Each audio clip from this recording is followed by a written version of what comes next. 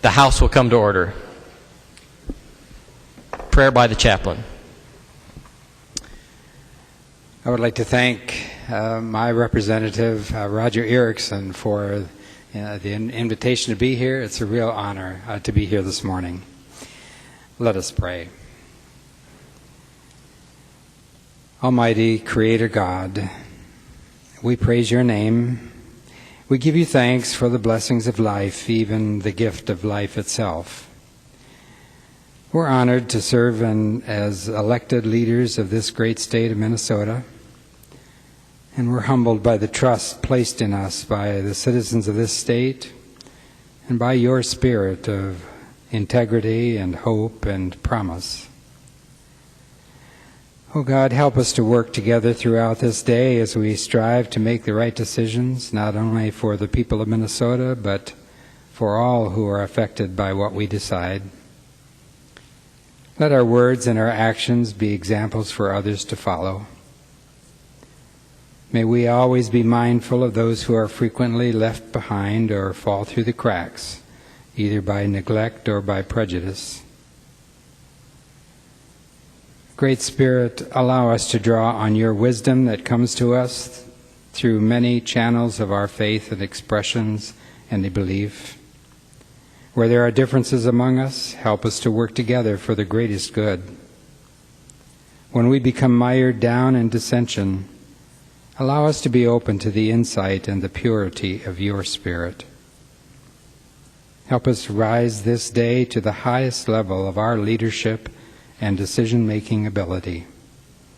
This we pray as people of many faiths and understanding, to the one who was, who is, and who always will be. Amen. The chaplain for the day is Reverend Dr. Dwayne M. Gebhardt from the United Methodist Church of Eckley, Minnesota. Pledge of Allegiance. Please remain standing and recite the Pledge of Allegiance to the flag of the United States of America. I pledge allegiance to the flag of the United States of America and to the republic for which it stands, one nation under God, indivisible, with liberty and justice for all.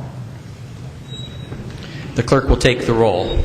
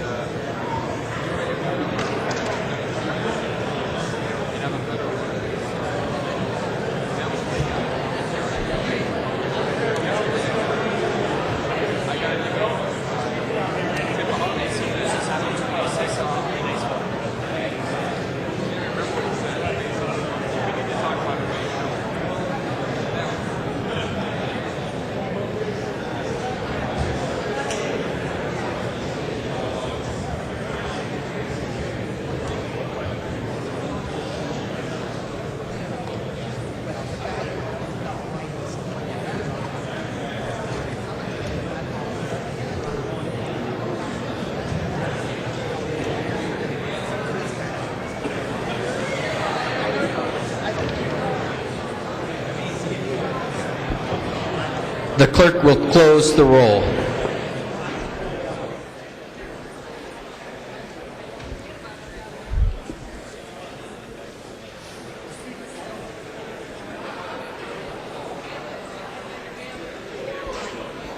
A quorum is present. The clerk will read the journal of the preceding day. Journal of the House, 88th Session, 2014, 93rd day, St. Paul, Minnesota, Tuesday, April 29th, 2014. If there is no objection, further reading of the journal will be dispensed, and the journal will be approved as corrected by the chief clerk. Hearing no objection, the journal is approved as corrected by the chief clerk. Comparisons reports.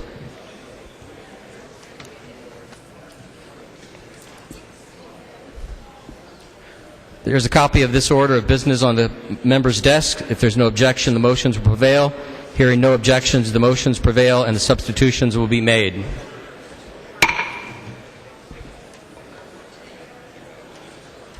Second reading of the Senate files.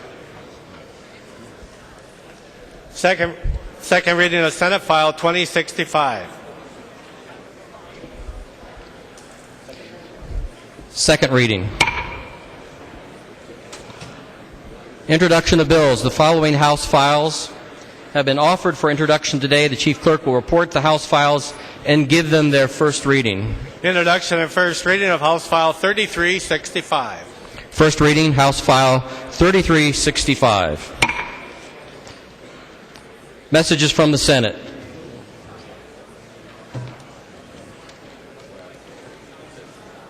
Oh.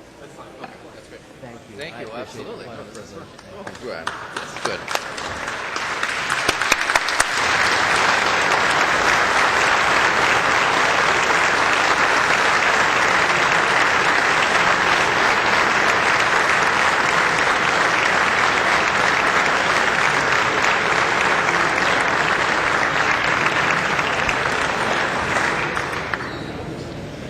Message from the Senate. Mr. Speaker, I hereby announce the passage by the Senate of the following Senate files herewith transmitted.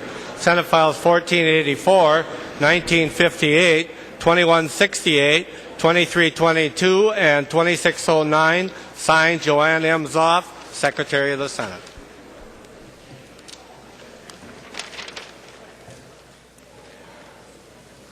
Yep. First reading of Senate files.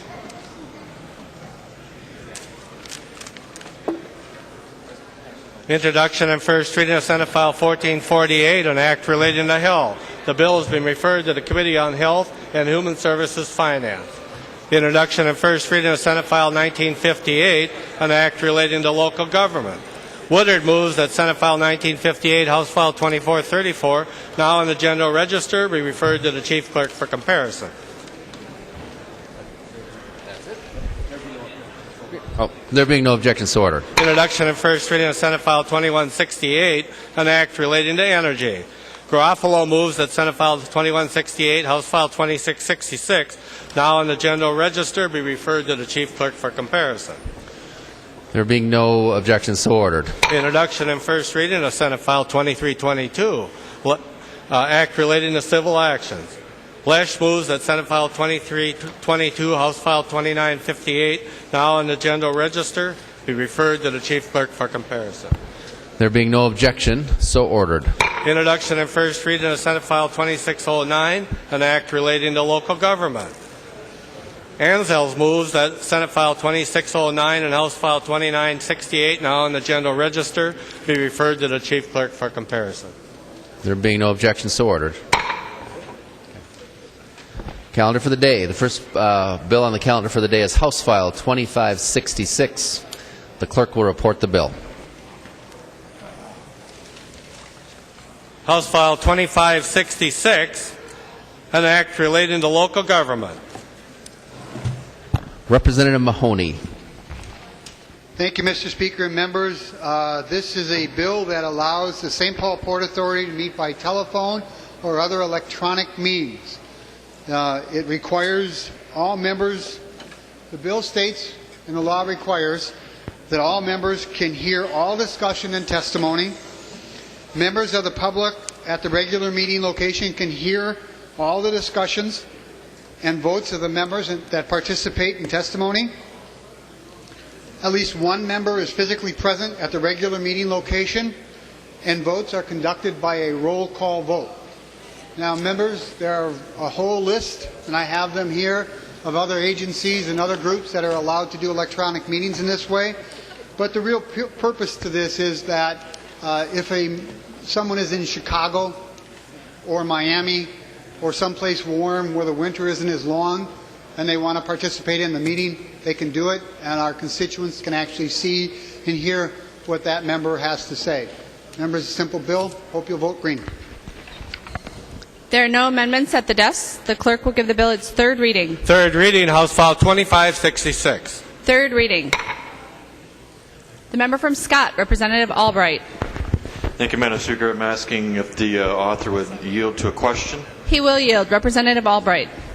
Representative Mahoney, I'm just wondering with regard to the forms of media that are currently available, what your understanding would be for archive of the meetings themselves, and how long those meetings would be archived, and what the availability for those records would be to the public, if you would yield. Representative Mahoney. Madam Speaker, Representative Albright, I really am not conversed in the archives of meetings, but my understanding is that they archive these meetings for a very, very long time.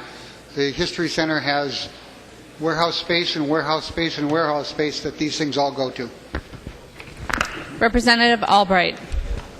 Thank you, Madam Speaker. And if the author would continue to yield. He will yield. Representative Albright. Representative Mahoney, given the speed with which electronic media is consuming our daily life, can you give us an idea in terms of which forms of media were discussed and which are preferred with regard to remote conferences? Representative Mahoney. Thank you, Madam Speaker. Those that were discussed with me were by phone, by video, by Skype. I'm sure there are others and or will be others as we move forward in this electronic age, but those were the three that were brought up to me. Member from Hennepin, Representative Uglum.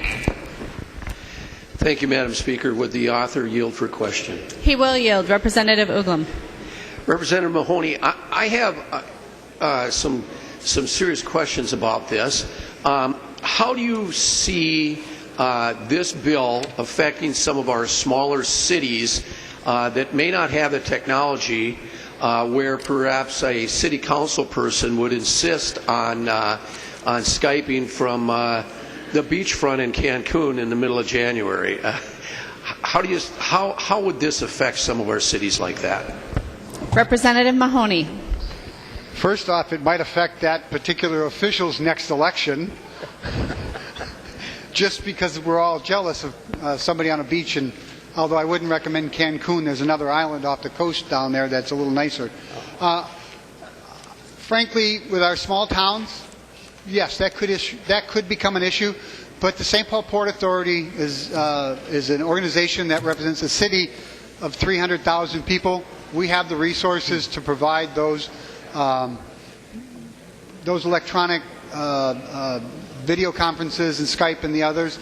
I actually think that we need to actually look at this and have a more statewide perspective on how we do electronic meetings, because we're going to see that more and more and more as people get farther and farther away or have business in other parts of the city or the state or the world.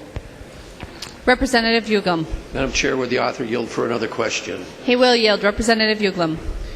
Representative Mahoney, so this bill particularly here, we're talking about the St. Paul Port Authority, but would this affect other meetings such as City Planning Commission meetings, council meetings, other small local government units in terms of the electronic media? Representative Mahoney.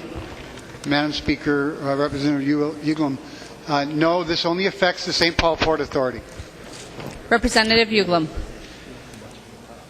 One other question, Madam Chair. Will the author yield? He will yield. Representative Uglum. Representative Mahoney, have you ever given a little thought to the fact that, around here we're always facing our constituents out in the hall or talking to them? Now, with this electronic media, whether it be Skype or whatever, how this is going to affect overall attendance at some of these St. Paul Port Authority meetings with the commissioners of the St. Paul Port Authority? Representative Mahoney. Madam Speaker, Representative Uglum, I don't think it will affect altogether that much. I think it does actually lend itself to your scenario about someone being out of town or on vacation or on another business trip. And I don't think if you are appointed to a commission or a board and you don't show up, and I can't remember the exact language, but you're subject to, if you don't make 3 meetings, you have 3 unexcused meetings, you can typically be taken off. I don't know how often that's done, and I believe the Port Authority is really the mostly made up of at least 2 of the members are city council members, so they are accountable in one fashion or another. Representative Uglum. Thank you, Madam Chair. Well, call me old-fashioned or whatever, but I think that if you're appointed to a board, elected to a position, I think that you ought to show up to the meetings. And I think that it's very important that we have that face-to-face contact at these meetings. And I realize we're in the 21st century, and I realize that Skype is a big thing. But I really do believe that we have a responsibility as elected officials to face our constituents, our people, on a face-to-face basis at a meeting and provide the best possible interchange of ideas that we can. So I'm dubious about this bill. Thank you. Any further discussion to the bill? The member from St. Louis, Representative Huntley. Madam Speaker and members, at one point I was on the Duluth Port Authority, and we had to have a meeting on a certain date and a certain time because we had to approve a bond sale agreement. And it happened in the middle of a blizzard. And the police department had to send a 4-wheel drive vehicle up with a cop to haul me down to the Port Authority, and I certainly could have done that by phone. Any further discussion to the bill? Seeing none, the clerk will take the roll on the bill.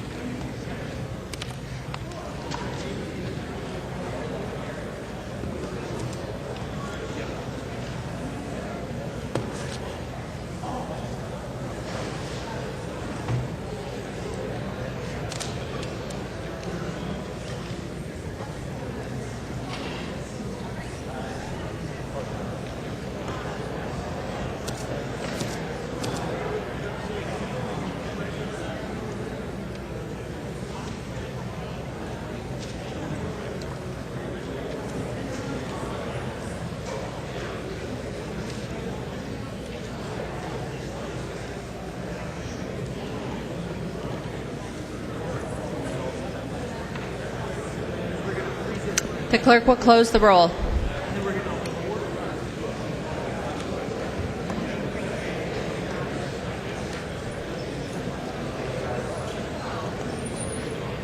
There being 111 ayes and 14 nays, the bill is passed and its title agreed to. The next bill on the calendar for the day is House File 3043. The clerk will report the bill. House File 3043, the first engrossment, an act relating to local government. The member from Hennepin, Representative Allen. Thank you, Madam Chair. Under current laws, cemetery land and property or public burial grounds owned or controlled by a town, statutory or home rule charter, city, or county may be transferred by deed or otherwise to an existing cemetery association or corporation formed under state law. And what House File 3043 does is permits the transfer to a cemetery association or corporation formed under the laws of a federally recognized Indian tribe in Minnesota. And this bill arose after the Cathio Town Board and the Mille Lacs Band of Ojibwe Council reached an agreement for the town to convey Lakewood Cemetery to the Mille Lacs Band, but were prevented by statute from completing the conveyance, and this would permit the transfer of that land and future transfers. All such transfers will be voluntary, and the transfers may be done with or without condition as determined by the local government. There may be a contract, usually is, that's entered between the local government and the association to provide for the management, maintenance, future sale of the lots or the land in the cemetery, and as to other matters concerning the care and control of the cemetery, and that's all in the current law. And so there was some concern about whether this would change the status of the land, and so transferring it by deed with conditions would not change this to tribal lands. It would still be fee land. It would be still subject to tax to the extent cemetery land is subject to property tax. And so there is some precedent for it. In 2002, there was a transfer that was recognized in state law between Cook County and Grand Portage, but it only pertained to that parcel. This bill provides a more efficient approach to addressing cemetery land issues. So I'll stand for any questions. Thank you, Madam Chair. There are no amendments at the desk. The clerk will give the bill its third reading. Third reading, House File 3043. Third reading. Discussion. Any discussion to the bill? Seeing none, the clerk will take the roll on the bill.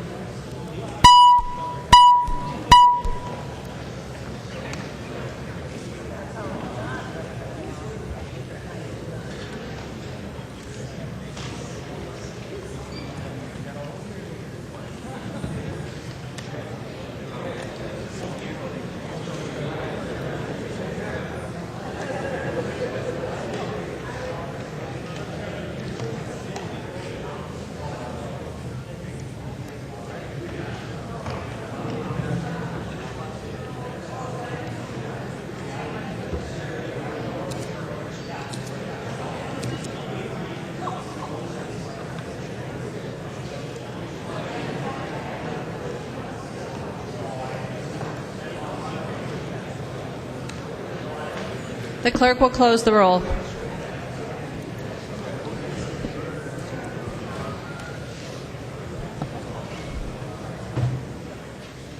Newberger votes aye.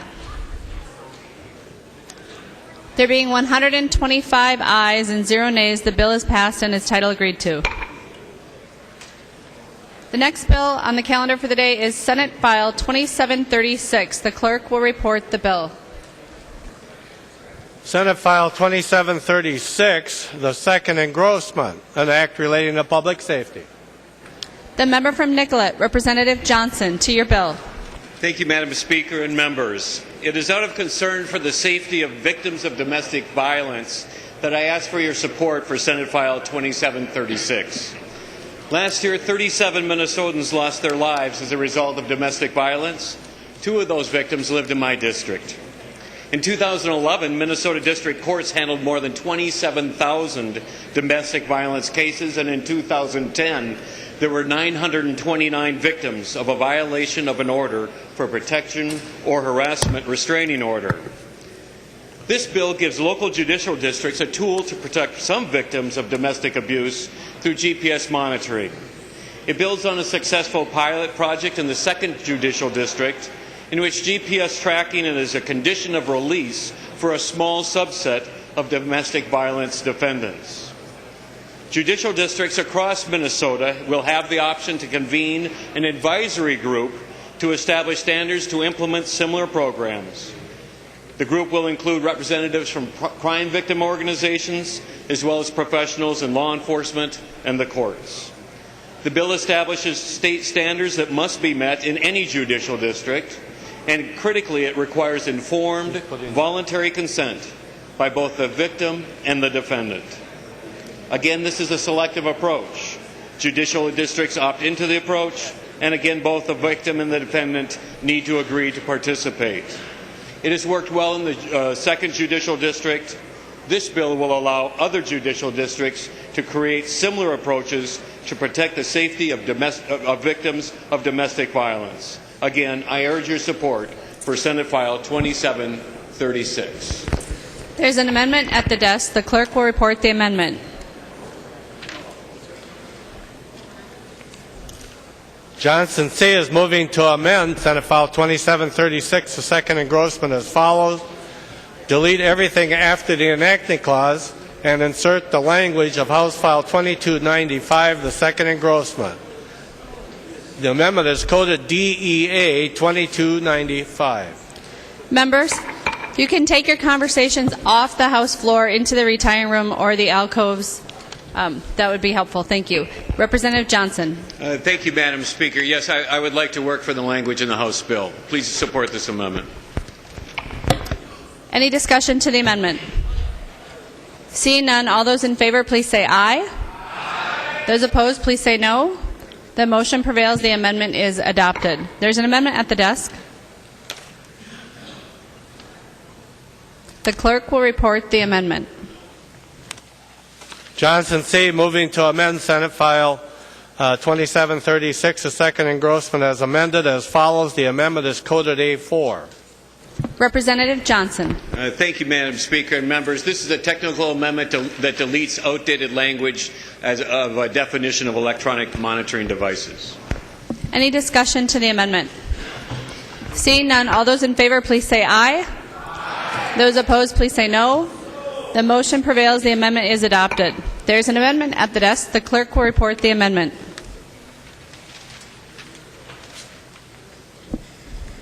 Scott moving to amend Senate File 2736, the second engrossment as amended as follows. The amendment is coded A6. The member from Anoka, Representative Scott. Thank you, Madam Speaker. This bill is an initiative by the Minnesota Coalition for Battered Women and was brought forward to help domestic violence victims. The language in the GPS monitoring standards includes a requirement that, and this is quoted right from the bill, promotes policies and procedures that eliminate disproportionate impact adverse to underrepresented groups and populations. Members, this language could directly conflict with the bill's intent to protect victims of domestic violence. My amendment just removes this language from GPS monitoring standards and maintains the bill's focus on standards of domestic violence victims, and I would ask for your support. Thank you. Representative Johnson. Thank you, Madam Speaker, and thank you, Representative Scott. I recognize your concerns about the clarity with respect to this part of the bill, and I accept your amendment. Any further discussion to the amendment? Seeing none, all those in favor, please say aye. Aye. Those opposed, please say no. The motion prevails. The amendment is adopted. There's an amendment at the desk. The clerk will report the amendment. Drazkowski moving to amend Senate File 2736, the second engrossment as amended as follows. The amendment is coded A2. The member from Wabasha, Representative Drazkowski. Thank you, Madam Speaker. Members, this amendment was the idea behind it was brought to me by some constituents. If you will remember, a few years ago we passed into law the Minnesota ignition interlock language that I think is working very well now in Minnesota. I remember working quite intensely on the bill with then Representative Bigham. And what I have noticed, members, in hearing from constituents is the technology around the ignition interlock continues to evolve, and some of the manufacturers at this point actually manufacture their ignition interlock devices, which, as we know, is intended in law simply to prevent a person who is required to have this device from starting their car and running their car if they are if they have alcohol in their system. And that is what the law says. That was the intention of the legislature. What we see, though, is these devices are evolving and additional technologies are being added to the devices, including GPS technology. Now, members, I have checked with our Department of Public Safety, and they have done nothing in their rules to require, prescribe, or allow local units of government to use or initiate the use of the ignition interlock as part of the or the GPS as part of the ignition interlock. So there's nothing in law, there's nothing in rule or any other practices of our State Department of Public Safety in having this interlock be used to follow people who happen to have ignition interlock as part of their conditions of their relationships with the court, to follow them around to where they go. However, what we are seeing is that, and I understand there are some probation departments and other local units of government, people who are actually encouraging and using this ignition interlock technology, and some of the lists that they bring forward for some of the ignition interlock users actually only provide those vendors that have the GPS as part of ignition interlock. So to make a long story short, members, I introduced a bill about this topic. It's reflected in the amendment, and the intention here is to limit or provide actually what I think was intended in law, that we really focus on the requirement that the participant use ignition interlock rather than inadvertently being forced to also accept GPS tracking because of the fact that the technology has progressed and people in positions of authority are actually sometimes encouraging this. So what this amendment does is it requires if the GPS is to be used, it is only to be used if the program participant, number one, consents in writing, or if they are subject to electronic monitoring already as prescribed by a court, or the option itself in the ignition interlock device is disabled and only able to be re-enabled again by the manufacturer or service provider. So members, at this point I'm going to withdraw the amendment, but I wanted to introduce this topic to you as I think this is something, an issue that a future legislature needs to take a look at, because what we are seeing is the practice in the field is actually becoming one in which ignition interlock participants are actually being tracked by GPS technology, even though it is not part of current law or part of the rules by the Department of Public Safety. So with that, I would withdraw the amendment, Madam Speaker. Thank you for your indulgence. Representative Driscowski withdraws the amendment. There is an amendment at the desk. The clerk will report the amendment. Johnson B. moving to amend Senate File 2736, the second engrossment as amended. As follows, the amendment is coded A7. The member from Isanti, Representative Johnson. Members, Madam Speaker, Representative C. Johnson, I want to thank you for bringing this bill forward. The total concept is wonderful. Being in law enforcement, we've had to deal with these situations where the perpetrators are repeat offenders, and sometimes very violent repeat offenders. This technology allows the victim a little security, knowing that if the offender might be within close proximity. Unfortunately, this only can be done if the victim requests it. A lot of times, these victims are too scared to even want to request GPS capabilities, and they're nervous about the possibility of the information of where they're going might be let out and released. So they might not wish to participate in the program. My amendment allows the judges, especially in repeat offenders and very violent offenders, to allow the judge to decide on his own whether that offender should be GPS monitored. With the new GPS capabilities, a lot of times we have restraining orders, especially in the rural areas where I come from, in greater Minnesota. The perpetrator cannot be within 1 mile of the victim's residence. With the new technology, the monitoring company can draw a square 1 mile around that residence, and if the perpetrator comes within that 1 mile square, that gets the alarm going off to notify that he has violated the conditions of the order. And proper procedures can be done to bring that person back into the court to explain to the judge why he was there.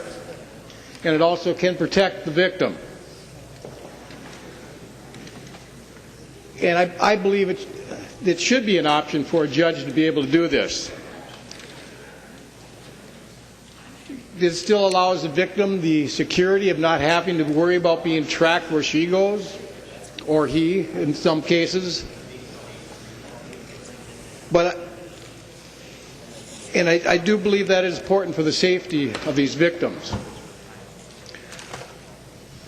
But to get this bill through, I'm going to withdraw this amendment, see how this program works, and look at putting this amendment and changing the bill next year to give the judges the authority to protect the victims of domestic abuse. Representative Johnson withdraws his amendment. There's another amendment at the desk. The clerk will report the amendment. O'Neill moving to amend Senate File 2736, the second engrossment as amended as follows. The amendment is coded A8. The member from Wright, Representative O'Neill. Thank you, Madam Speaker. Thank you, members. Representative Clark Johnson, I also want to thank you for bringing this bill forward. And I had the opportunity to actually tour quite a few and right on the bench with quite a few judges. I've been in, I think, 6 different courts now. And when I was in Wright County, I had an opportunity to go up to probations, and I saw this happening live. So I got to see all the little beeps on the screen of all the people that were being monitored by GPS, and it was quite effective. And this bill takes that a step farther, so I really appreciate that. There's one concern I do have in the bill, which is what the amendment would do.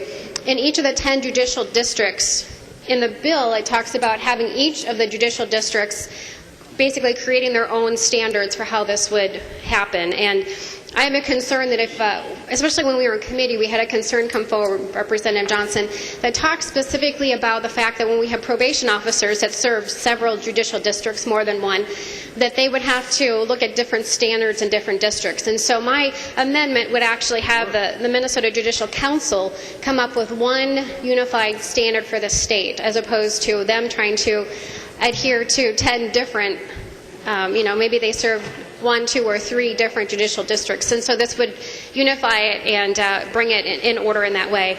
But to move this bill forward, I am going to withdraw this amendment in hopes that we can work on this in the future. But again, thank you, and I have seen this in action, and it is quite effective. Thank you so much. Representative O'Neill withdraws her amendment. I have no further amendments at the desk. I just want to make sure that's the right information. There being no further amendments, the clerk will give the bill its third reading. Third reading, Senate File 2736, as amended. Third reading as amended. Discussion to the bill. The member from Olmsted, Representative Quam. Thank you, Madam Speaker and members. And I know the amendments were presented and withdrawn. I did want to speak on the intent of one of the amendments. We do have the technology where you would not have GPS tracking, but you could have a proximity alarm triggered if the GPS tracked person was within a certain distance. And it could be keyed so nothing else would trip off of that. And I would hope that in the future we could look at that to add some safety, protection, and verification for the people that this is meant to protect. So if there's someone listening that would work on that, that would be great to get that technology integrated, because it's not just tracking the person. The victim needs to be able to go on with their lives and be assured that there's no one or that person is not going to come within X amount of distance. And I hope that we can take the technological improvements, implement them, and make it for more safety for the victim. Again, if the victim chose, but not without any GPS. So I just wanted to say we should look at continuing ways of improving the safety of the victim. Discussion. Any further discussion to the bill? Seeing none, the clerk will take the roll on the bill.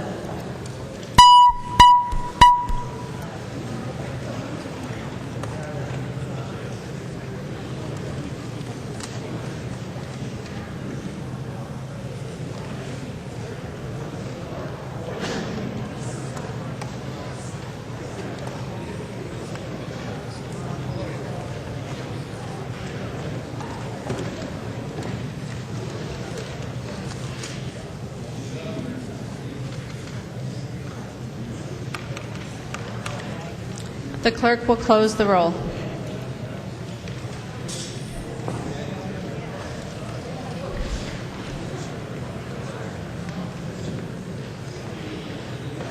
There being 126 ayes and 0 nays, the bill is passed as amended and its title agreed to. The next bill on the calendar for the day is Senate File 2390. The clerk will report the bill.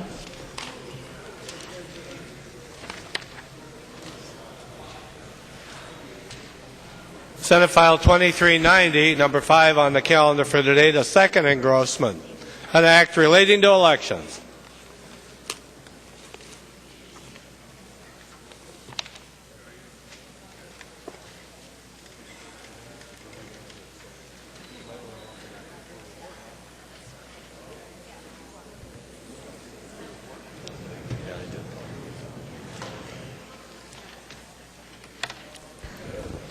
The member from Anoka, Representative Bernardy. Thank you, Madam Speaker. This bill that's before us is a House file, actually it's Senate File 2390. And did you want me to do the amendment first, or would you like me to talk to the bill? There's an amendment at the desk. The clerk will report the amendment. Bernardy moving to amend Senate File 2390, the second engrossment, as follows. Delete everything after the enacting clause and insert the following language of House File 2516, the first engrossment. The amendment is coded 2516. DEA. Representative Bernardy. Thank you, Madam Speaker. This amendment interjects our House language, and so we'd like to take up that bill. Thank you. All those, any discussion to the amendment? All those in favor of the amendment, please say aye. Aye. Those opposed, please say no. The motion prevails. The amendment is adopted. Representative Bernardy to the bill. Okay, thank you, Madam Speaker. This is an election administration bill. It makes technical corrections, repeals obsolete statutory language, and provides uniformity and provides clarity in certain circumstances, making sections easier for citizens to understand. This bill makes many technical corrections. One example of the technical correction is the removal of references to colored ballots. We attempted to remove all these references last year, but some were not caught. Another example of a technical correction is to allow mail ballots to be processed on the same timeline as absentee ballots. We changed this timeline for last year, but failed to make the corresponding changes for the mail ballots. Because mail and absentee ballots are processed together in those mail ballot jurisdictions, this change is needed. The bill provides uniformity and standardizations in election laws. For example, this bill standardized the format ballot question to the common yes or no format. This format has been the modern practice. It's easier for voters to understand and provides uniformity in statutes. Another standardization in providing a uniform start date for write-in candidates to register that coincides with candidate filing period. Right now, they can register for an election year years in advance, which is not practical and causes confusion. One other area that this bill makes changes is to reflect federal election standards. For example, this bill requires that county auditors send absentee ballots to military and overseas voters by express mail if they miss the deadline for sending out the ballots. This requirement will assist counties in dealing with the Department of Justice standards regarding military voting if they miss the deadline for mailing out an absentee ballot. This bill passed unanimously out of committee and makes needed technical changes while also clarifying for voters and election administrators. I would be happy to answer any question, and I ask for your support. There are amendments at the desk. The clerk will report the next amendment. Bernardy moving to amend House File 2390 as amended as follows. The amendment is coded A4. Representative Bernardy. Thank you, Madam Speaker. This bill does two things. One, it makes the bill go into effect, the law go into effect right away so that we can handle absentee votes, which begins in June. And then it also is a repealer of obsolete language that relates to elections that's no longer needed. Thank you. Discussion to the amendment. Seeing none, all those in favor, please say aye. Those opposed, please say no. The motion prevails. The amendment is adopted. There's an amendment at the desk. The clerk will report the amendment.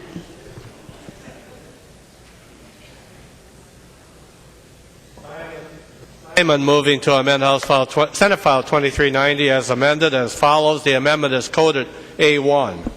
The member from Hennepin, Representative Simon.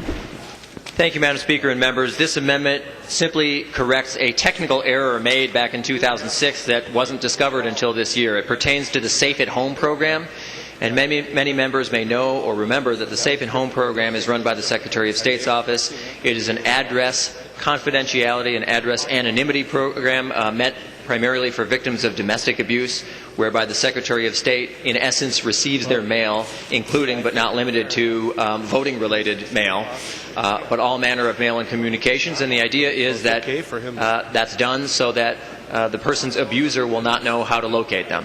And it's been a great success, not only in Minnesota, but in other states where it's been tried, and it's received bipartisan, I would say, almost unanimous support at every turn. So this is just a technical correction.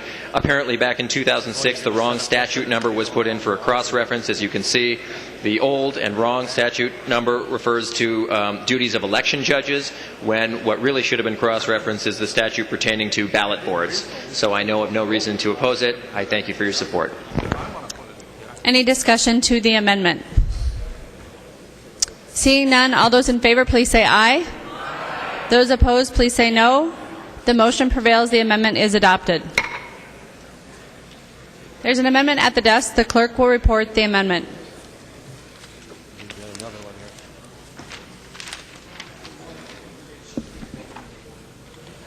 Hansen and others moving to amend Senate File 2390 as amended as follows. The amendment is coded A2. The member from Dakota, Representative Hansen. Thank you, Madam Speaker and members. The A2 amendment is a bill that we passed off the House floor 127-1 several weeks ago. In the Senate, they have not passed it as a standalone. They've put this on the Senate version over there, so I'm asking that you support A2. This relates to the special school district, South St. Paul, moving from ward elections to a citywide election. Any discussion to the amendment? Seeing none, all those in favor, please say aye. Those opposed, please say no. The motion prevails. The amendment is adopted. There's an amendment at the desk. The clerk will report the amendment. Hansen moving to amend Senate File 2390 as amended as follows. The amendment is coded A3. Representative Hansen. Thank you, Madam Speaker and members. The A3 amendment is relating to soil and water conservation district elections. It was voted on in Representative Dill's Environmental Policy Committee. I'm just asking to put it in here. I would ask members, though, to take a look so you're aware of what this relates to. I have handed out a sheet relating to soil and water districts in the metro area, and this amendment only relates to the metro area stormwater districts. Rural members, this does not affect you. And if you look at the counties, and it does not affect Washington County because they've already moved to election by district, and it does not affect Hennepin County because that district is going to be dissolved. But I'd ask you to look at the population numbers within the districts. And soil and water conservation districts are elected countywide, but you must run by a district. And this shows the disparity here, why I'm asking for support to have the metro counties run on county commissioner districts. Any discussion to the amendment? Seeing none, all those in favor, please say aye. Aye. Those opposed, please say no. The motion prevails. The amendment is adopted. There's an amendment at the desk. The clerk will report the amendment. O'Driscoll, moving to amend House File 2390 as amended as follows. The amendment is coded A6. The member from Stearns, Representative O'Driscoll. Thank you, Madam Speaker. Members, this is a continuous process improvement. If you recall last session, we reduced vouching to 8, and with the improvements that the Election Commission and Committee, I should say, have been making, we are recommending that vouching be moved from 8 to 3 effective upon passage of this bill. There's a lot of other opportunities and things that the legislature has been working on to allow people the opportunity to be able to register to vote here in the state of Minnesota. We passed a bill in the House that dealt with online registration and others, so we are making more opportunities available so to reduce the issues with vouching down to 3 individuals on Election Day. Members, I ask for your support. Thank you. Representative Bernardy. Thank you, Madam Speaker. This is a new proposal this year by Representative O'Driscoll. It hasn't gone through committee this year and hasn't been asked to, there hasn't even been a bill or a hearing on it. I recommend people do not vote for this. Last year we had an extreme bipartisan support and negotiations to come up with the reduction in the number of people that can vouch for other people. I mean, the people that they can vouch for the number of people for. And we agreed on 8, and now you're coming back and rescinding that agreement and pulling it on the House floor to go down to 3. And I strongly recommend members vote against this. It's not appropriate for this technical bill. Thank you. Any further discussion to the amendment? Seeing none, all those in favor, please say aye. Those opposed, please say no. No! The motion does not prevail. The amendment is not adopted. There is an amendment at the desk. The clerk will report the amendment.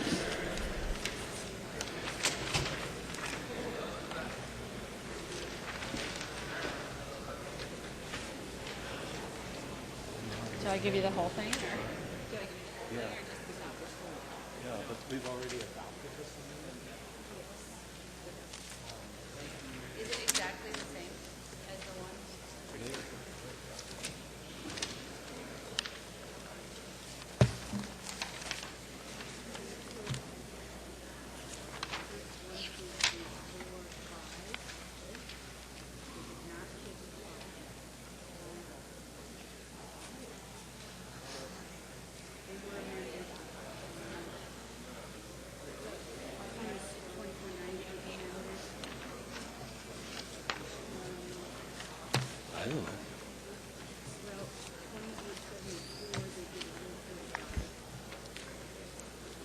Should I just go with it?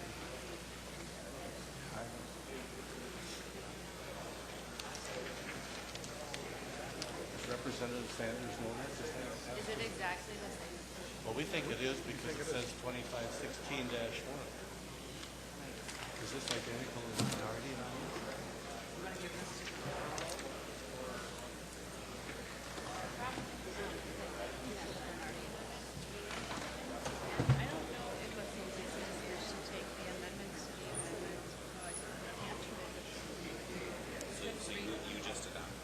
Well, we got the Bernardy put in the House thing. Evidently, he's doing the same thing as that. I want to make sure. This is the deep. Which one is this? This is the delete everything. This is identical to what we adopted. She inserted the House. His amendments.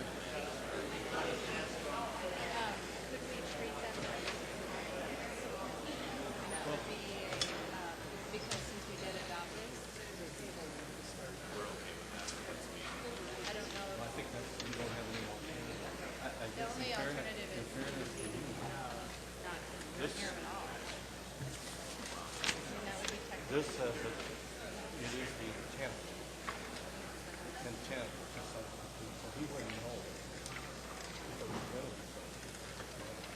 I think in fairness, we just take him as primary member.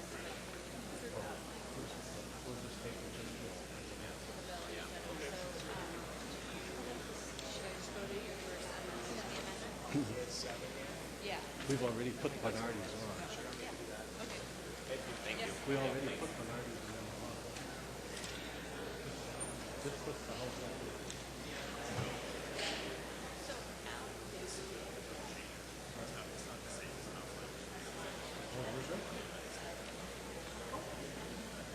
Well, It's not the same. I know, but he says it in the.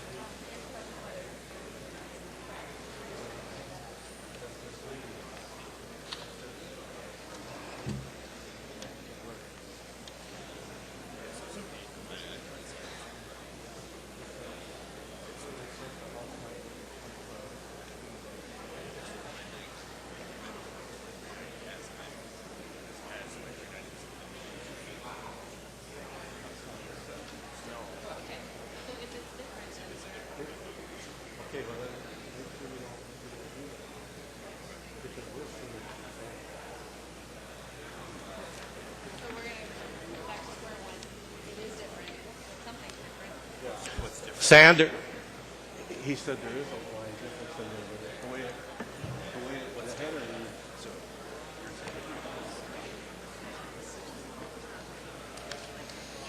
Is that right? This is right? Okay. Yep. Okay, we'll go with it. Sanders moving to amend House File 2390 as amended as follows. The amendment is coded DE1.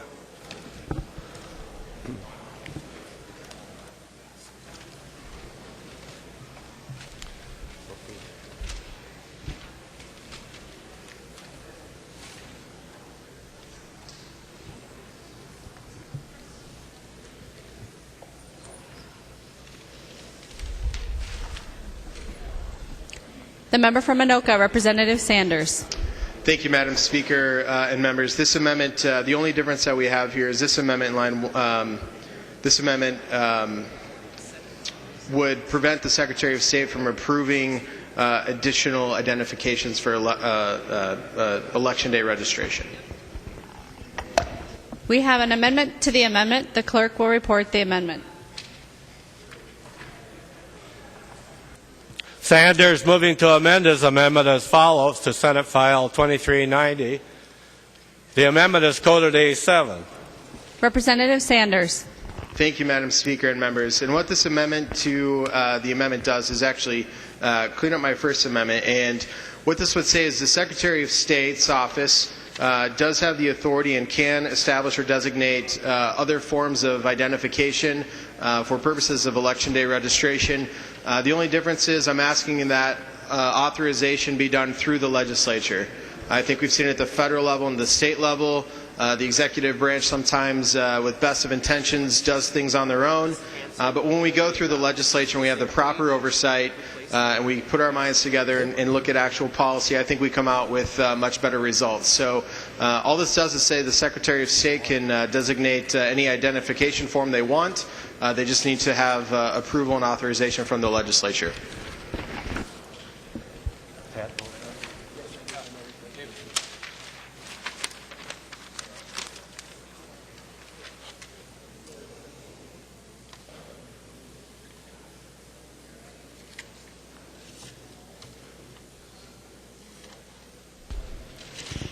Representative Bernardy to the A7 amendment to the amendment. Okay, thank you, Madam Speaker. This language seems like it's one line, but it's not in the spirit of having people have the freedom to vote when they're an eligible voter.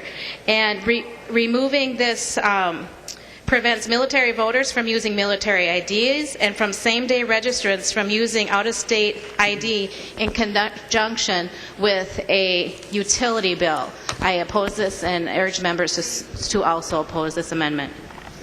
Representative Sanders. Thank you, Madam Speaker. And Representative Bernardy, I think there's some confusion here on this, and I apologize for that. But what the amendment to the amendment does not prohibit the Secretary of State from authorizing any form of new or additional identification. They can designate that. All they need to do is seek legislative approval for that, for any new identification that they would want to designate. So this wouldn't eliminate them. As the delete all says, the amendment to the amendment actually says the Secretary of State can designate any document they want. It just needs to have legislative approval.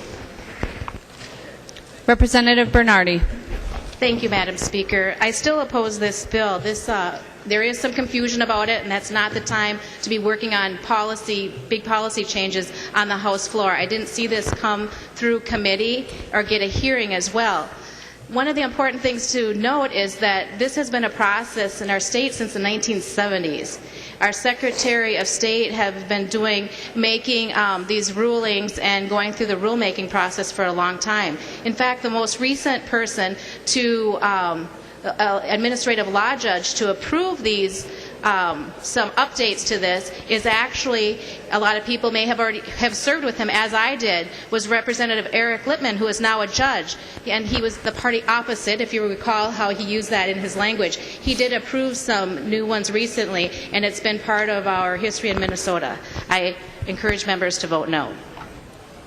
Any further discussion to the amendment? Representative Dowd. Thank you, Madam Speaker and members. Just as a point of clarification, I apologize to the author. I was having an offline conversation here as these were introduced, and there was a little bit of confusion about the procedure, but not necessarily about the contents of these.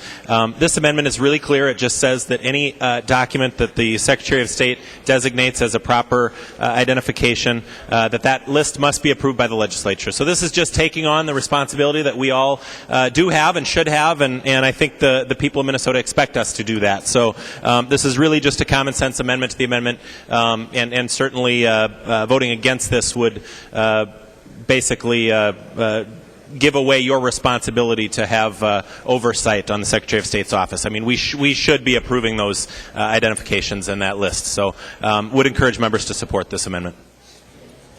Any further discussion? Seeing none, all those in favor of the motion, please say aye. Those opposed, please say no. No. The motion does not prevail. The amendment is not adopted. There's an amendment to the amendment at the desk. The clerk will report the amendment. Benson M. moving to amend the Sanders amendment to Senate File 2390 as amended as follows. The amendment is coded A8.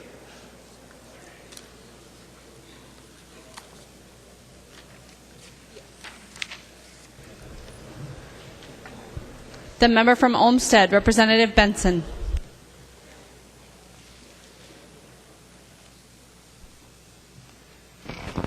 Thank you, Madam Speaker. Members, let's give you an opportunity to take another bite at being able to provide some confidence in our election system by requiring a photo identification. I'm not going to stand up here and go through the entire amendment. We've had numerous discussions of the importance, but I think it's important to raise the issue again, especially in light of all of the conversation we've had around moving to an electronic system, poll books, new ways of verification. I think in even some of the testimony we heard that eventually we could go to fingerprinting and using the irises of people's eye in testimony in committee in order to identify who they are. But this is a very, very simple solution. And I know to some it's a solution to a problem that doesn't exist, but I would disagree. The problem that we have is continually, especially in the rural areas, is an attitude that they don't trust the system. They don't trust the results. We've had a number of very close elections where the outcomes have been questioned, and this brings us full circle. I would add also that there was even an instance in the city of Minneapolis just this last election season where it was called into question if the people that were voting in an endorsing convention were really the people or the constituents that should have been. And I believe it was a statement by one of the colleagues that maybe a photo identification was required in order to rectify the situation in the future. And I don't know if that was said in the heat of the battle or passion or whatever, but it does bring into refocus the need to make sure that the people who are exercising their right to cast a ballot are indeed who they say they are. And it brings some assurances. In committee 2 years ago, when I brought House File 87 to the committee to discuss, I was loaded, and I'm not going to go through all that today, of course, but loaded with evidence that, in fact, photo ID has the opposite effect. A study was done after Indiana adopted a photo ID requirement by the University of Missouri. And all the people that they said that would be disenfranchised, as it was argued for the reasons why that we shouldn't, showed the exact opposite. That in fact the communities, that the minority communities that they said would be disenfranchised in an off-year election voted to a greater degree than they had in the past. So actually it would have benefited, in this case, our friends on the other side. Members, this is an amendment that makes real sense, that has real support, and I'd ask for your green vote. I'd call for a roll call. Representative Benson requests a roll call. Seeing 15 hands, there will be a roll call. Representative Bernardy. Thank you, Madam Speaker. I do want to remind members that this is a technical bill, that we have garnered bipartisan support through this legislative process. And there is a process in which we bring these things to committees. And I'm not sure if Representative Benson has submitted a bill on it, but we did not hear it in committee this year. And I don't think a bill was even introduced this year. So I really encourage members to vote this amendment down. We do need to protect our integrity of our elections, and we cannot infringe on the freedom of our voters to have their basic rights to be able to have free, accessible, and fair elections. I recommend that this is voted down. Thank you. The member from Olmsted, Representative Quam. Thank you, Madam Speaker. And listening to the discussion about not doing policy on the floor and things being in committee, well, I'm disappointed that we are letting policy be, important policy, done in the Secretary of State's office without the oversight. The comment about the photo ID amendment, frankly, that's been submitted in the bill form for many, many sessions. Whether the committee actually allowed it to be heard this year, I wasn't on that committee, but it should have been. But frankly, when the U.S. Supreme Court reviewed and made a majority decision that there were justifications for, and there was not disenfranchisement from photo ID, I thought that would put to rest the scare tactics against a reasonable proposal. And I think that this has been debated on the floor and in committee over many years, so I think it is prudent that we give it just consideration, and I would vote green. Thank you. The member from Anoka, Representative Lane. Thank you, Madam Chair. I just want to say that although this, at first flush always sounds so simple and so straightforward, it actually was looked at in a task force over many, many, many hours with Representative Kiffmeyer and Senator Bonoff as taking a lead for the idea of having photo ID, and that task force proved without a shadow of doubt that this is simply not possible in a way that actually works at this time. And Representative Kiffmeyer gave it up and would agree with what I have just said, and so has Senator Bonoff. This is not a good idea. Vote no. The member from Ramsey, Representative Russo. Thank you, Madam Speaker. This is a rather timely issue, since in our neighboring state to the east, they have just had a ruling in federal court on the appeal of the ruling in state court, striking down Act 23 in Wisconsin to require voter photo voter ID. The ruling, to quote the judge, let me make sure it's a direct quote, perhaps not direct.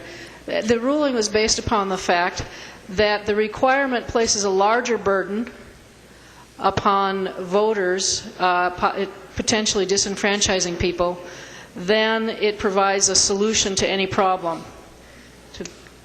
It's to quote, because virtually no voter impersonation occurs in Wisconsin, and I'll digress a little bit, the same is true in Minnesota, continuing with the quote, and it is exceedingly unlikely that voter impersonation will become a problem in Wisconsin in the foreseeable future. This particular state interest has very little weight. The defendants could not point to a single instance of known voter impersonation occurring in Wisconsin at any time in the recent past. And again, my own comments, that has been true in Minnesota as well.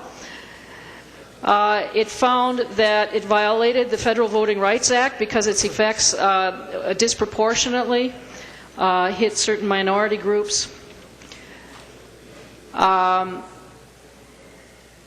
so I would definitely urge you a no vote on this issue, and I hope that we can at some point put this to rest. Any further discussion? Representative Benson. Hey, thank you, Madam Chair. Well, Representative Uruso, you forgot to add, of course, that this bill has been heard by the Supreme Court and found that it is okay. In fact, in Indiana, they're still using it. So it's actually how the bill is crafted. And in this amendment, it allows for the state to pay for the cost of the ID, photo ID of the individuals who can't afford it. So, members, photo ID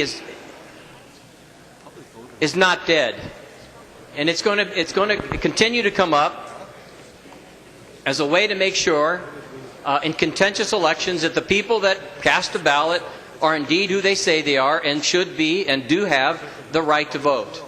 It's simple as that. I'd urge a green vote. Seeing no further discussion, the clerk will take the roll on the amendment.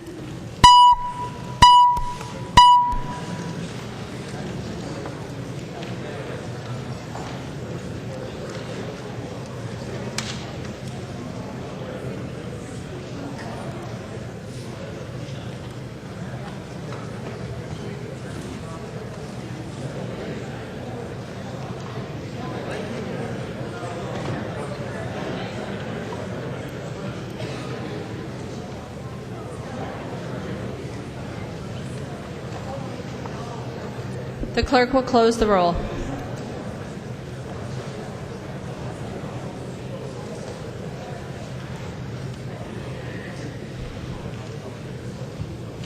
There being 57 ayes and 71 nays, the motion does not prevail. The amendment is not adopted. There's an amendment at the desk. The clerk will report the amendment. Driscollowski moving to amend the Sanders Amendment to Senate File 2390 as follows. The amendment is coded A9. Representative Driscollowski.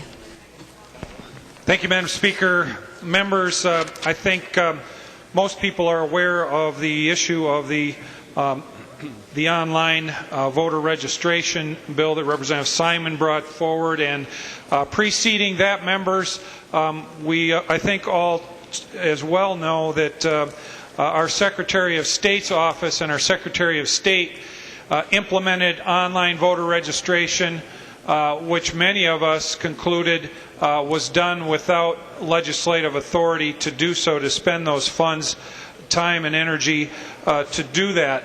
As a matter of fact, I and 3 other members of this body joined in as plaintiffs in a lawsuit against the Minnesota Secretary of State for that particular formation of his online voter registration program.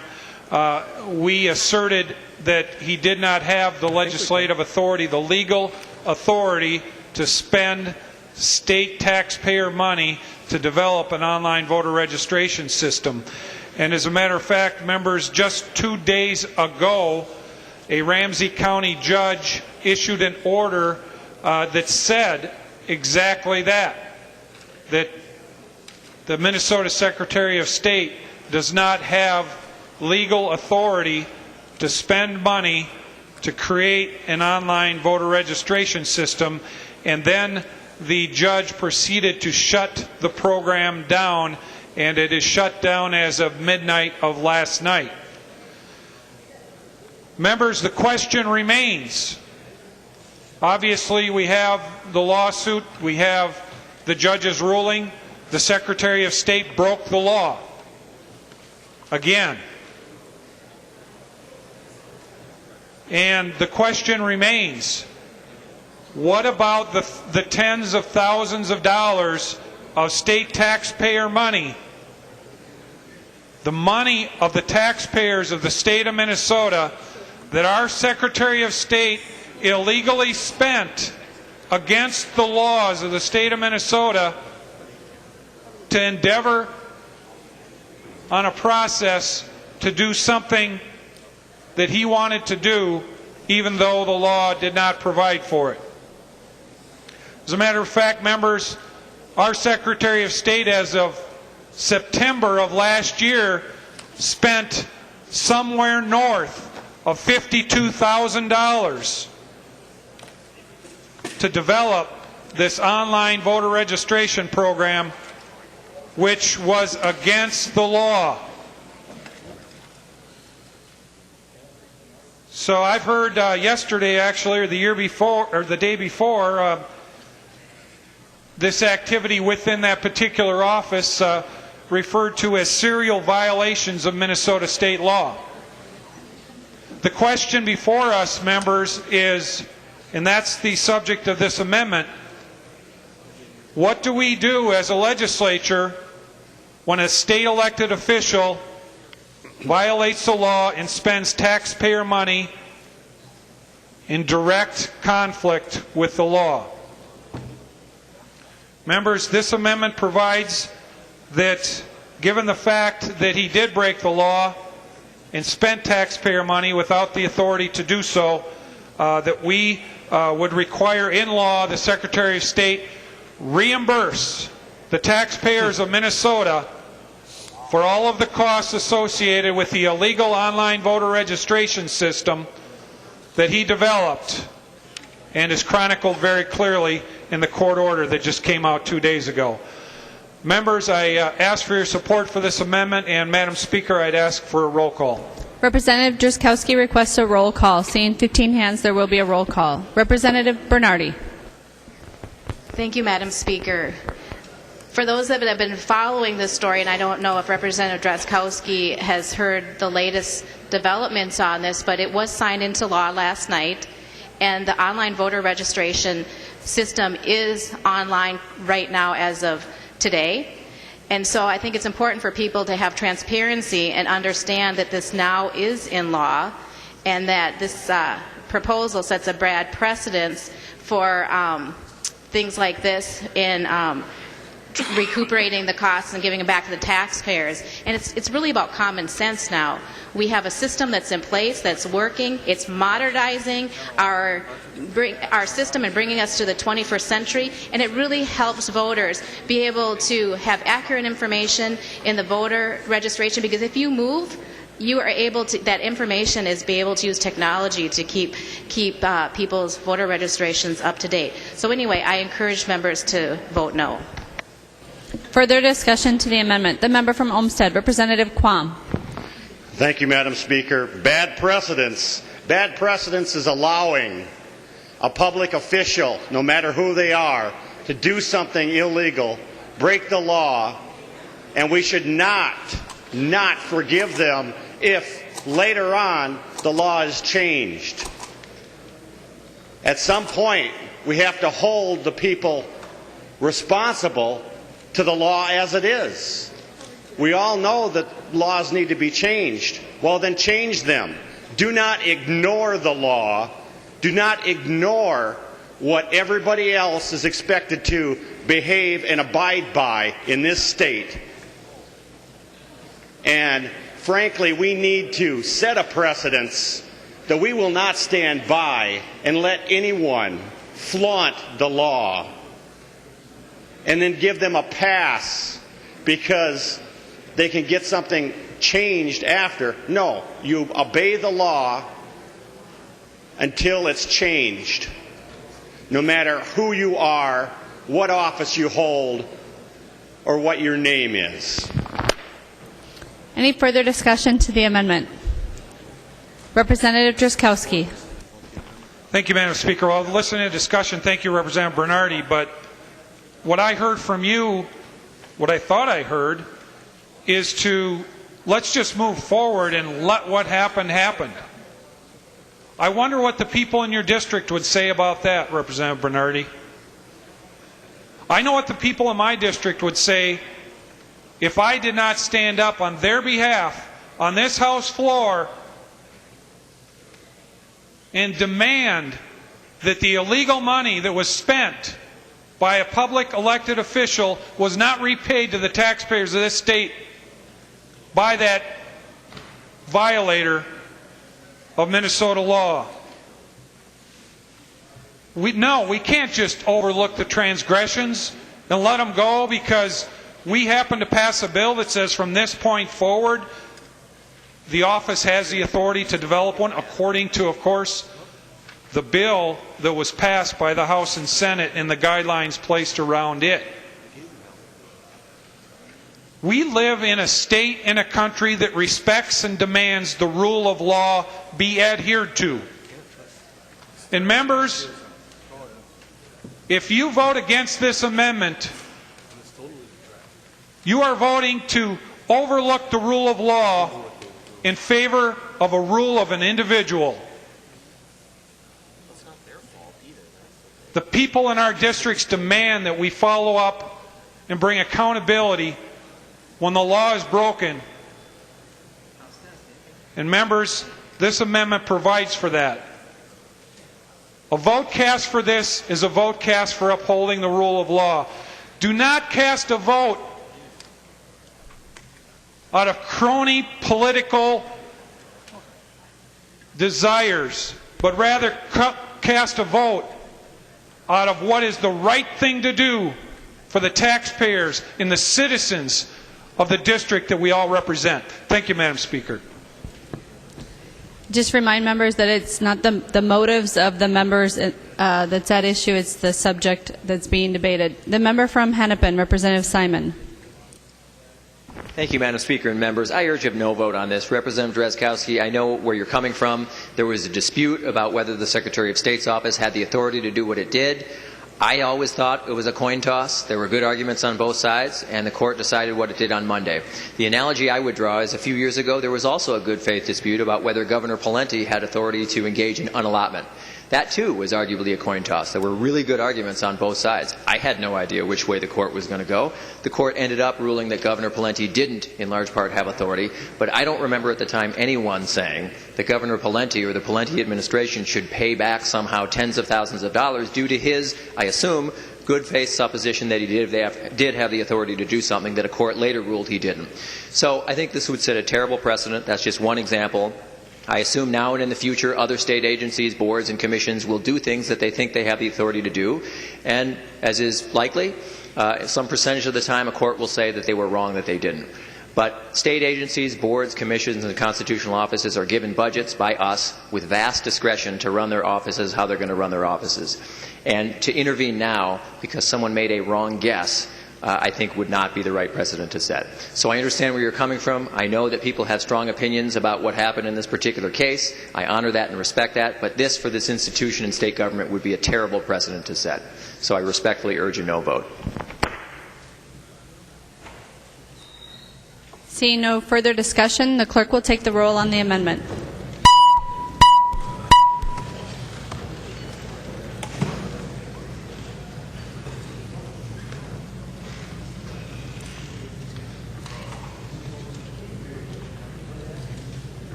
The clerk will close the roll.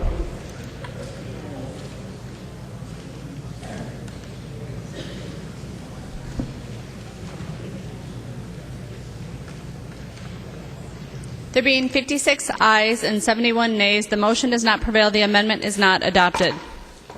There's an amendment at the desk. The clerk will report the amendment.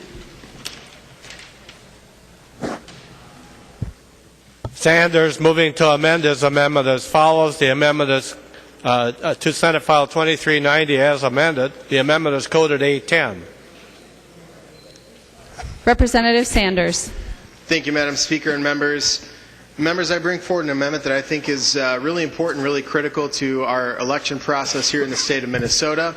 This amendment would move our late August primary in the state of Minnesota to June. It would move the primary to the first Tuesday after the third Monday in the month of June. This amendment would go into effect after January 1st of 2015, so it would start in the 2015 election cycles.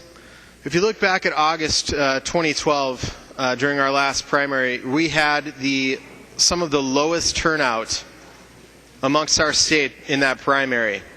We had less than 1 in 10 Minnesotans turning out to vote in the August primary, and we had our second lowest turnout in over 60 years. That's not good for Minnesota. That's not good for a truly representative democracy or process. Now, June's not an extreme month. It actually would put us about right in the middle of where the country is, put us about number 24 or 25 ranking on the dates of the primary.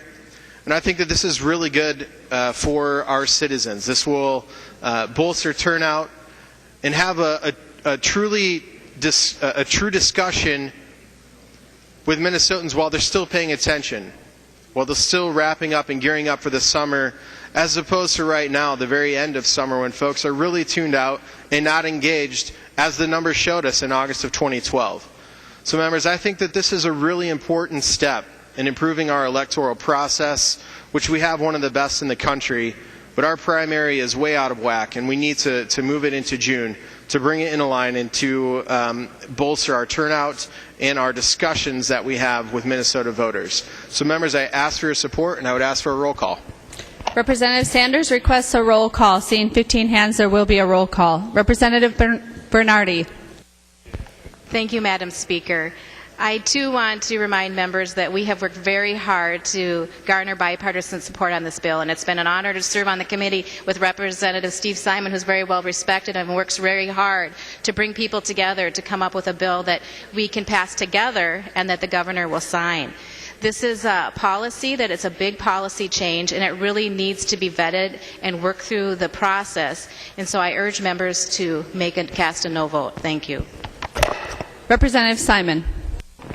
Thank you, Madam Speaker. Well, Representative Sanders, thank you for making a great case for something that you and I both believe in on policy, but I sadly urge a no vote, even though I'm author of the bill, only because I wouldn't want a recorded vote on this subject and a vote which I predict is going to go down. I wouldn't want people later to say that this represented a position in the future that the House doesn't like this. So, ironically, I urge a no vote to save the principle for a later day when we can actually get it passed. As you know, I'm a supporter, as you are. All three of Minnesota's major political parties support, or their leaders are on record as supporting moving the primary earlier to June for many of the excellent reasons that you articulated. But because I think we should live to fight another day, and I wouldn't want this recorded vote to work against the cause. And because, as Representative Bernardy said, this really is a technical bill, I unfortunately urge a no vote on this provision. Any further discussion? Representative Sanders. Thank you, Madam Speaker. Would Representative Simon yield for a question? He will yield. Representative Sanders. Thank you, Madam Speaker. And Representative Simon, I appreciate everything that you just said, and I know you're a chief author. In fact, I'm so bipartisan on this. I took your bill and I made it an amendment and wanted to offer it here on the House floor. But my question to you is, if we wanted to live and fight for another day, do we have another opportunity this session? You're the chief author of this bill, the chair of the Elections Committee. Do we have another opportunity to move this forward? Again, a bill taking place, at least in this amendment, in 2015, which I think is a great year to start something like this. So my question to you is, do we have another chance this year to take this important step? Representative Simon. Thank you, Madam Speaker, and Representative Sanders. I'm not sure if we do. And I say that not just as a procedural matter in terms of is there another vehicle. I say that as a matter of doing the work we need to do, you and I and others, Representative Dowd and others on both sides of the aisle, of working on other hearts and minds. As you know, this has bipartisan support, but it also has bipartisan opposition. So it's sort of refreshing in that way, in a weird way. But there are a lot of people who I think need convincing, and I just don't know that we're quite there yet. But I'm with you on the policy, as you know, but I just wouldn't want this vote, which is now a roll call, unless you withdraw it, to be interpreted as kind of the death knell of this idea. Representative Sanders. Well, thank you, Madam Speaker, and thank you, Representative Simon. I appreciate your words again. I appreciate working with you.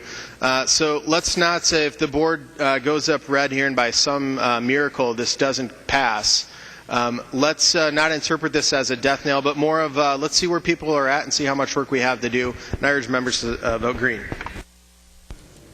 Seeing no further discussion, the clerk will take the roll on the amendment.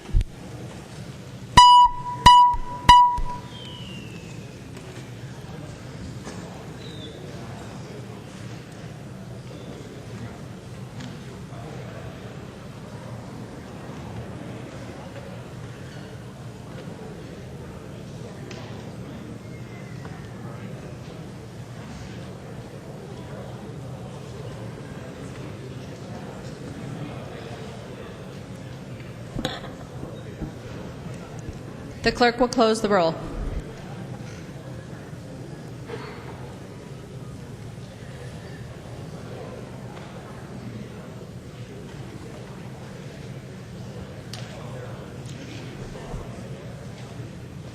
Representative Franson votes aye. There being 40 ayes and 85 nays, the motion does not prevail. The amendment is not adopted. Representative Franson changes from no to aye.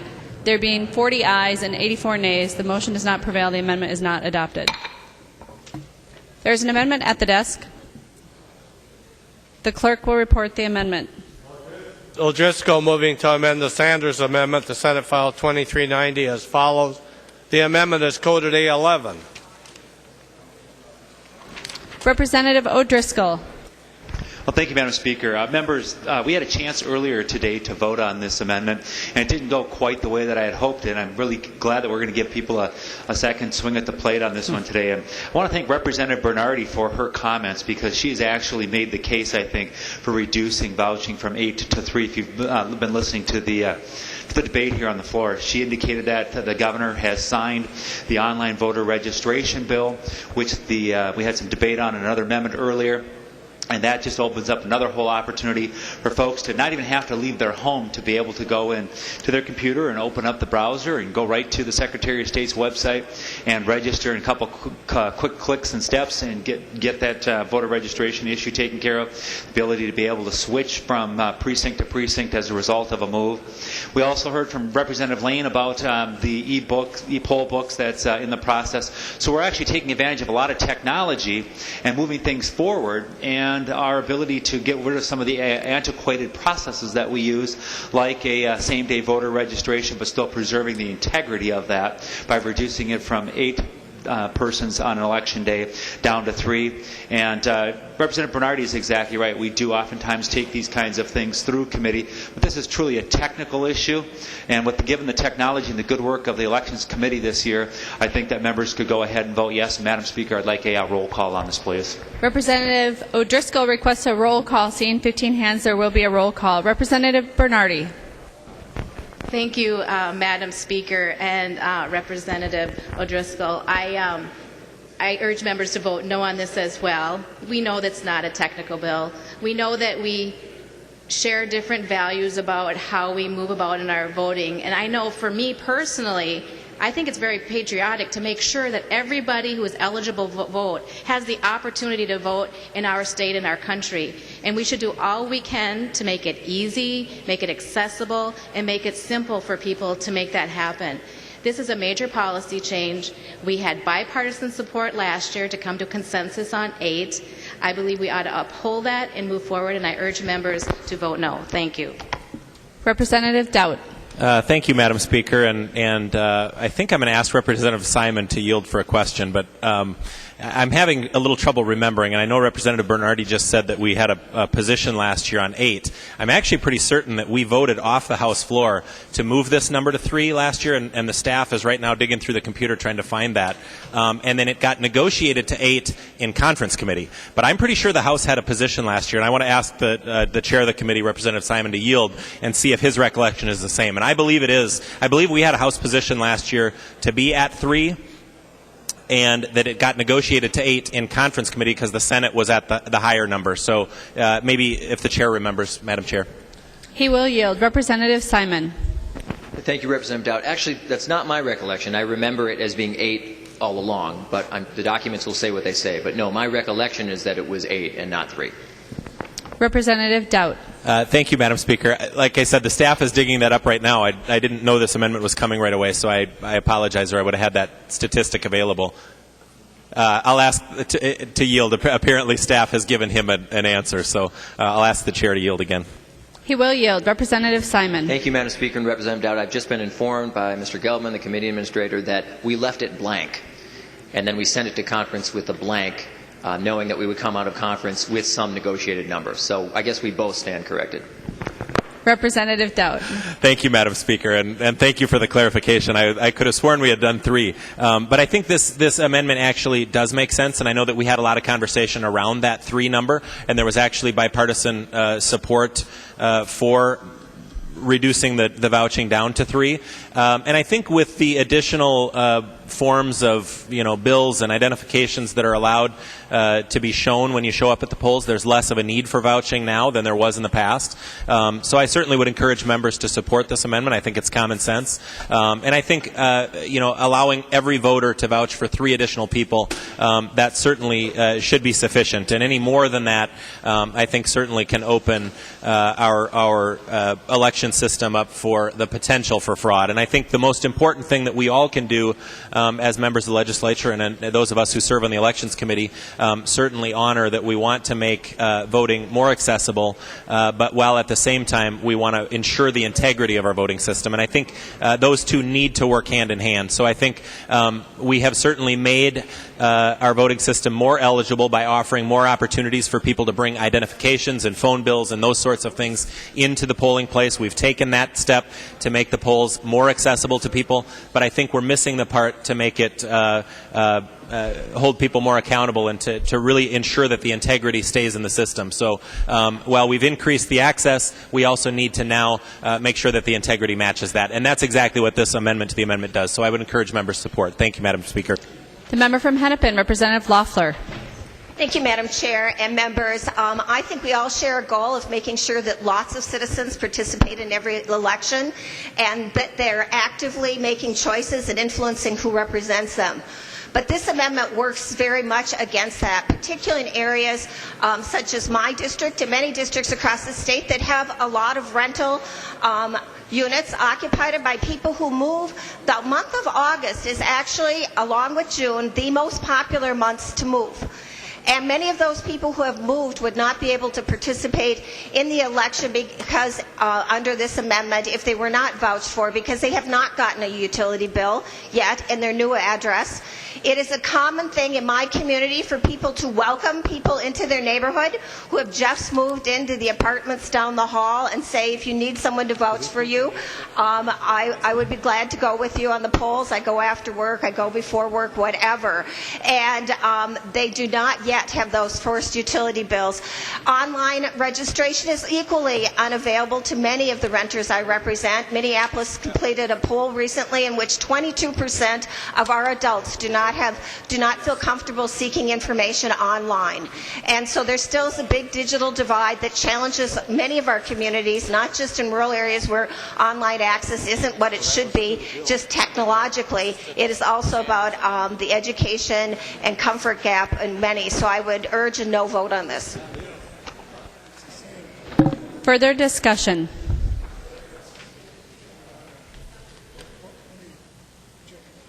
Is there any further discussion to the amendment? Representative Bernardy.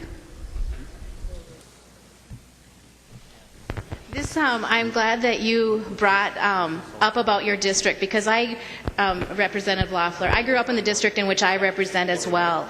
And so I've known people for many, many years. I won't say how many years in my district. And many of them are now living in assisted living, or living in a nursing home, or living in a place where they feel really comfortable and feel safe. And one of the things that this bill, to be able to help people vouch, be able to vouch for people, are people like people in my community that I've known for years who have voted for all their life. And this really helps them, because some of them have given up their driver's license, and some of us, I don't know, some of the facilities might even not have utility bills for how their expenses are done. But anyway, it's just a really good bill for people to have the ability to vouch for one another, and to allow people who are eligible to vote to be able to have their vote heard and counted. And I urge members to vote against this amendment. Thank you.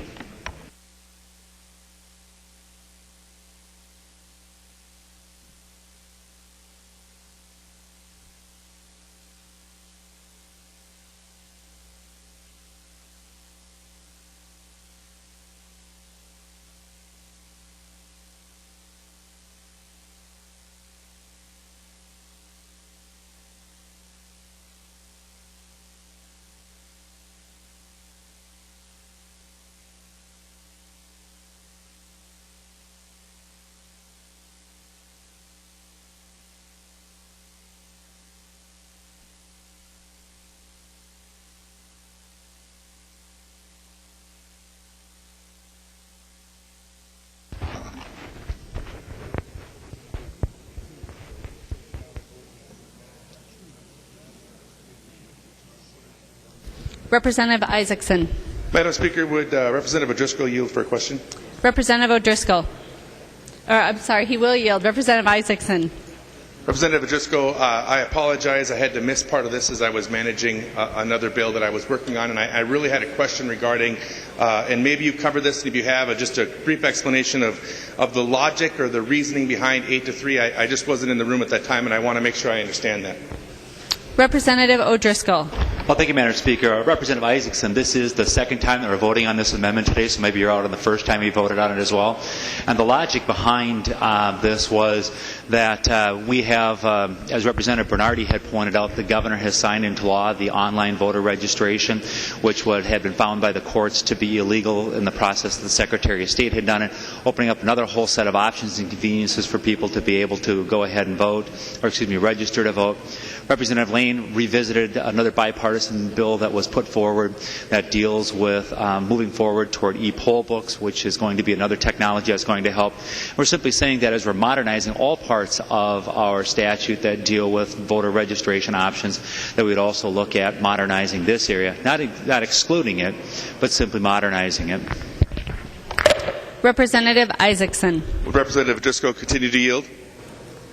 He will yield. Representative Isaacson. Representative O'Driscoll, when I'm looking at the number drop from 8 to 3, can you help me understand why dropping 5 members or 5 people you can vouch for you, why that modernizes the code? Thank you. Representative O'Driscoll. Thank you, Madam Speaker. Representative Isaacson, as you probably are aware from last year, this number was at or around 10 individuals, and we made some decisions because of this modernization of. I'm sorry, you were engaged in another conversation. I just want to make sure you didn't get a chance to miss it again here in the conversation, since you had indicated you were off the floor before. So I just want to make sure we were good. We have, through our work last year, modernized that. And through our work again this year, we're looking at just continuing to modernize that number. Unfortunately, the way that the rules are made right now in the House, we had to pick a number and submit that, and we don't have the ability to be able to do an amendment to the amendment on the floor. For something like this might be very good policy to be able to go and modify that number. But today we're putting forward the number 3. Any further discussion to the amendment? Seeing none, the clerk will take the roll on the amendment.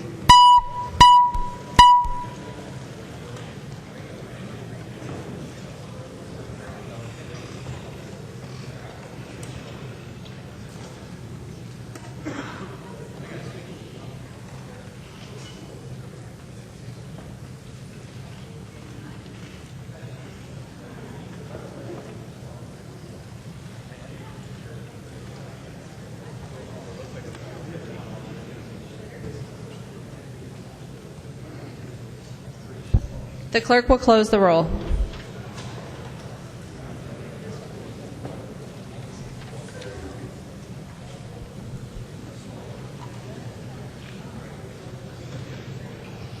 There being 57 ayes and 71 nays, the motion does not prevail. The amendment is not adopted. We are back on the Sanders primary amendment.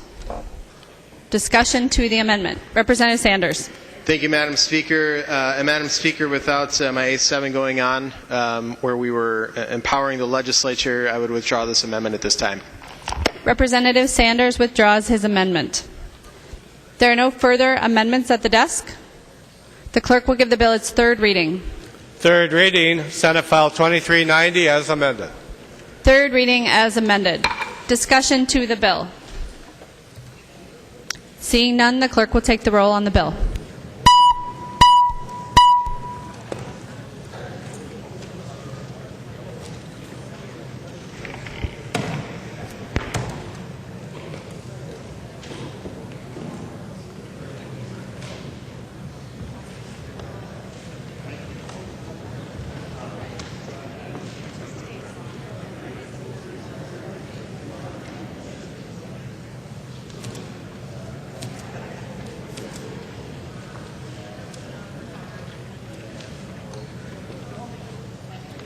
The clerk will close the roll.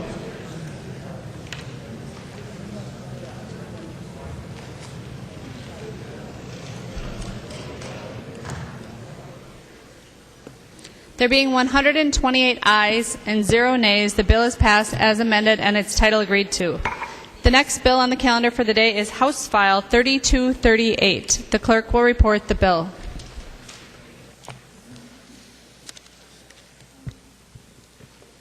House File 3238 on the calendar for today, the second engrossment, an act relating to public safety. The member from Washington, Representative Schoen. Thank you, Madam Speaker. And I do have an amendment at the desk that reflects compromise language that I'd like to move, and then describe the bill after we move the amendment, if the body would approve. There is an amendment at the desk. The clerk will report the amendment. Schoen moves to amend House File 3238, the second engrossment, as follows. The amendment is coded A11. Representative Cornish. Madam Speaker and members, I would urge the body to accept this amendment. This amendment is work done by various gun groups and Representative Schoen, and just about every wish we had to change the original bill is in here, along with some that weren't really accepted, but a compromise was made. It's a good amendment. It puts it in the form that the author would like it, and also the best form that I could possibly get it into myself, other than writing it myself. Thank you. Any further discussion to the author's amendment? Seeing none, all those in favor, please say aye. Aye. Those opposed, please say no. The motion prevails. The amendment is adopted. There are no further amendments at the desk. The clerk will give the bill its third reading. Third reading, House File 3238 as amended. Third reading. Representative Schoen. Thank you, Madam Speaker and members. House File 3238 in its current form is a domestic violence bill that will keep firearms out of the hands of domestic abusers. This bill does not target the Second Amendment rights of law-abiding citizens. We're here today to mirror federal legislation that would help law enforcement and local court systems protect victims. The bill is here to protect those also that are here every day fighting for their Second Amendment rights. Non-law-abiding citizens give those that are here to protect their Second Amendment rights a bad name. We know that a presence of a gun during a highly volatile domestic situation has statistically proven that it's 6 times greater to have that situation result in a homicide. It's more dangerous for police. It's more dangerous for families. Today, Representative Lilly and I are wearing our buttons representing a memorial for Officer Rick Crittenden from the North St. Paul Police Department that was killed during a domestic situation. Down in my own district in Cottage Grove, recently in the last couple of years, a young lady was targeted by her estranged husband and was executed in a sandwich shop after she was chased around the parking lot at the mall.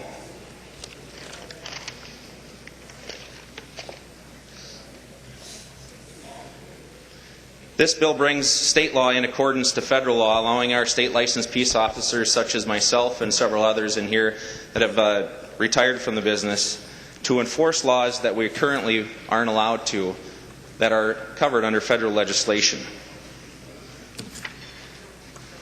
This bill prohibits those convicted of domestic violence and those served with an order for protection after due process from possessing firearms. I know this bill will not save every life, but this is an action that I believe will save lives. It will also allow our local law enforcement officers to intervene in a prescribed manner that federal law has that we currently cannot do. First, I'd like to be clear about what the bill doesn't do, because I do believe there's some confusion. This bill does not allow the government to take guns without due process or conviction in a court of law. This bill does not allow for illegal searches and seizures, as some have suggested. And this bill does strengthen protections for victims of violence.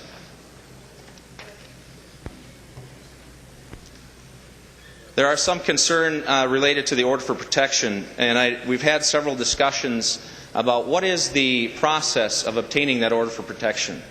To be clear, in this situation, parties do have due process. They do have to stand in front of a judge, and they do get the ability to argue their side of the story. And it is a court action. You can't just fill it out, request it, and then your rights would be prohibited under this bill. That's not the case.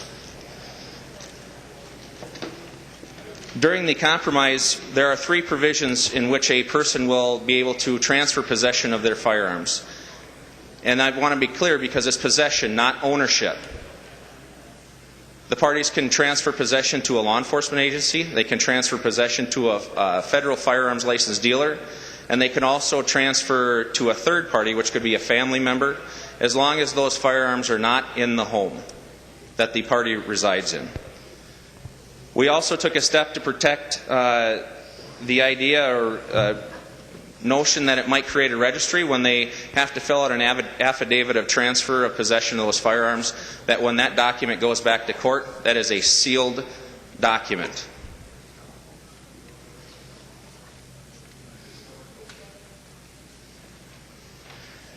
So, Madam Speaker, this is a bill that I do believe will protect victims, it will protect police officers, and I stand for questions. Discussion. The member from Meeker, Representative Erdahl. Well, thank you, Madam Speaker and members. My primary concern in this piece of legislation is the impact that it has on domestic abuse, which certainly is a major issue in Minnesota. I also have concerns about the fair treatment in the orders for protection, and also as it applies to the Second Amendment. And so I have a series of questions, Madam Speaker, that I would like to ask. Would Representative Schoen yield, please? He will yield. Representative Erdahl.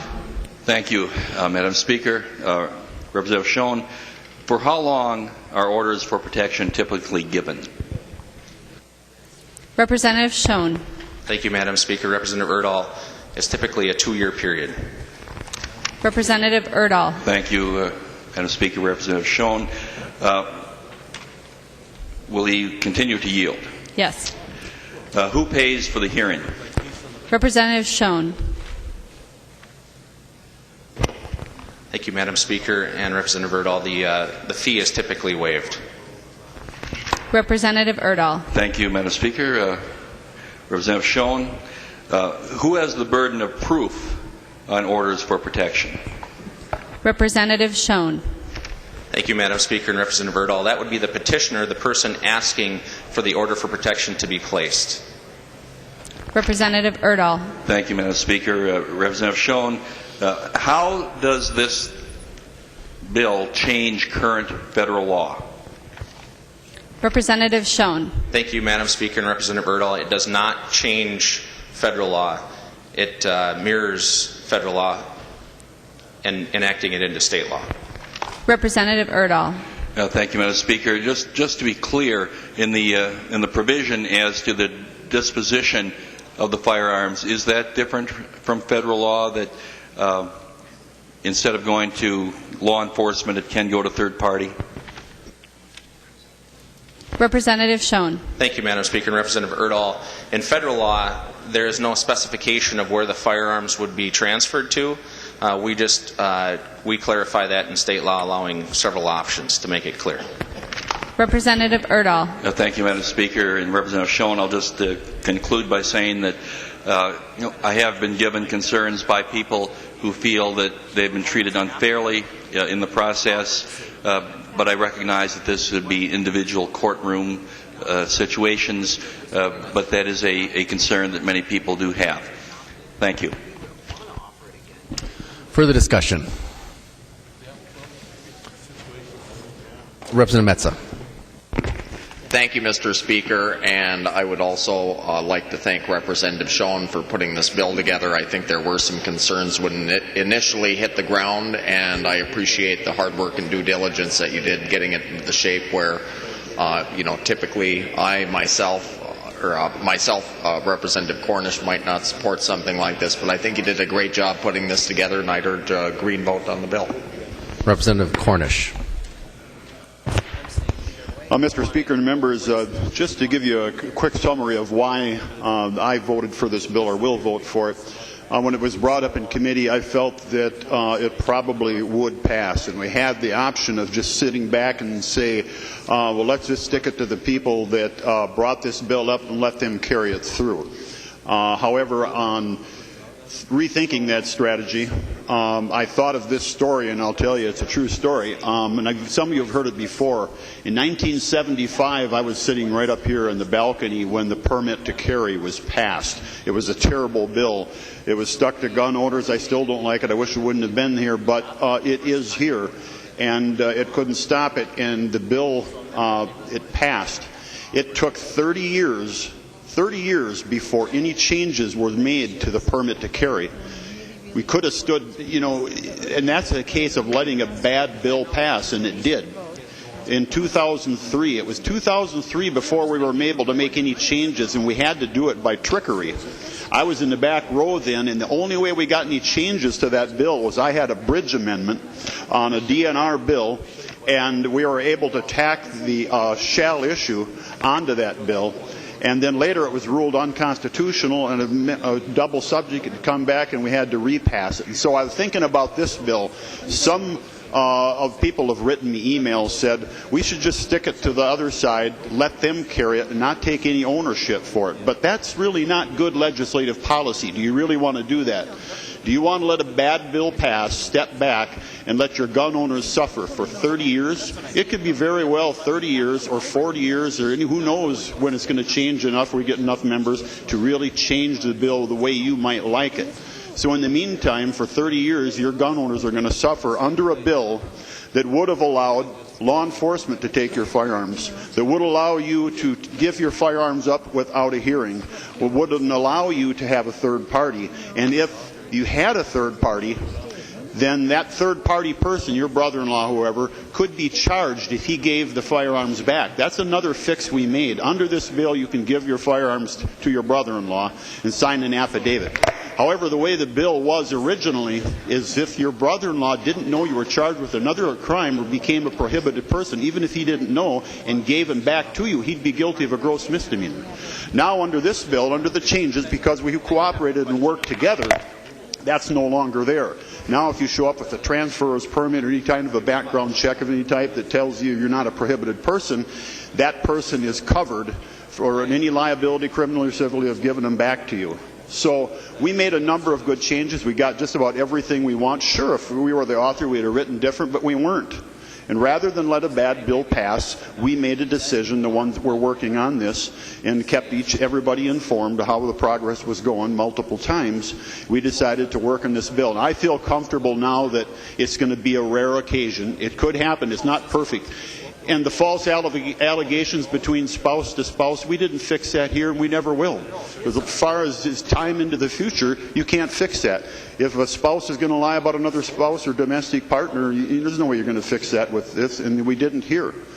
But we put as much protection as we did with gun owners as we possibly could, and also protect a woman or a man from getting shot and killed. So. And I know there's the other argument about knives and clubs and other ways to kill people, but that's not the way federal law or state law currently it talks about firearms, because that's the most lethal and some types common method used, and not all the time. But anyway, long story short, I'm going to give it my vote without hesitation, and if you have to vote no, that's up to you, but I'm comfortable with my vote today, and I urge a green vote. Thank you, Mr. Speaker. Representative Paymar.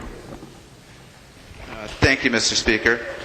I would also encourage a green vote, and I'd like to thank Representative Cornish and Schoen for the hard work that they put assembling this bill with all of the organizations and getting it to a place where I think there's common ground. It's been a long time since the Lautenberg Amendment was passed nationally, and now we're conforming state statute with the federal law in a good way. I think this bill passed unanimously out of our Public Safety Committee. And I just want to say on the domestic abuse issue, the domestic violence issue, I've done a significant amount of research on dangerousness and lethality. And I'll just say that Jacqueline Campbell from Johns Hopkins University probably wrote the most extensive research on dangerousness and lethality. And when she listed all of the different red flags for a battered woman, the most dangerous red flag was access to firearms. And so I think that this bill addresses that significantly. But I would ask Representative Schoen, I hope that in the future that we also figure out a way to measure the success of this bill and what we're doing, because there really is no way to evaluate. In other words, out of the 87 counties, how many OFPs and how many arrests take place and how many guns will actually be surrendered under the bill. We don't know the answer to that. And the reason why I bring this up is that during the in-session debate that we had with the Department of Public Safety, they wanted to get rid of a clause of statute that says that we will no longer provide data on police arrests or non-arrests on domestic assaults. And we argued that why would you do that? We're not doing it currently, but how do we determine whether we're making success or not with our state statutes? So Representative Johnson talked earlier about the 37 domestic homicides that we had this year. Well, is that just an anomaly? We don't know. So I would hope that in the future we'll be able to assess the success of this bill, and also look at I want to just also mention that there are some potentially unintended consequences. This is a controversial issue in the domestic abuse field about whether someone would be reluctant to file for an order or call the police because they're fearful that their partner, their husband, or their boyfriend might lose their firearms. So I would hope that we do some research in the future. I think this is a good bill. You worked really hard to get it to a good place, and I do believe that victims are going to be safer because of your efforts. Thank you. Representative Dill. Well, thank you, Mr. Speaker. And I think that everyone knows from my work here in the legislature that the right of the Second Amendment is one of the most nearest and dearest things to the folks, at least in the Northeast, that I have the privilege to represent. I want to say that when Representative Paymar got up and spoke in favor of the bill, normally when I'm sitting on the House floor and he speaks in favor of a bill like that, I'm automatically the opposite color on the board. Today that's not going to be the case. And we have done major discussions here about all types of other firearms issues, but today this bill, having worked with authors for quite some time here this session, I find myself in a position to actually vote for a bill that has the word gun in it. And I think that that's progress moving forward. I'm certain that there are some people who will not believe what has been testified here to today on the floor, and I hope that we can work to educate them in the coming months about what this actually does. And I was asked by the Minneapolis Star-Tribune what my concerns were with the bill. And the main concern that I had to do with the due process part that Representative Schoen, Representative Cornish have talked about here on the floor today. And although there will never be, in my estimation, a perfect fix to the situation of one person accusing another person, this will be something that is before a court.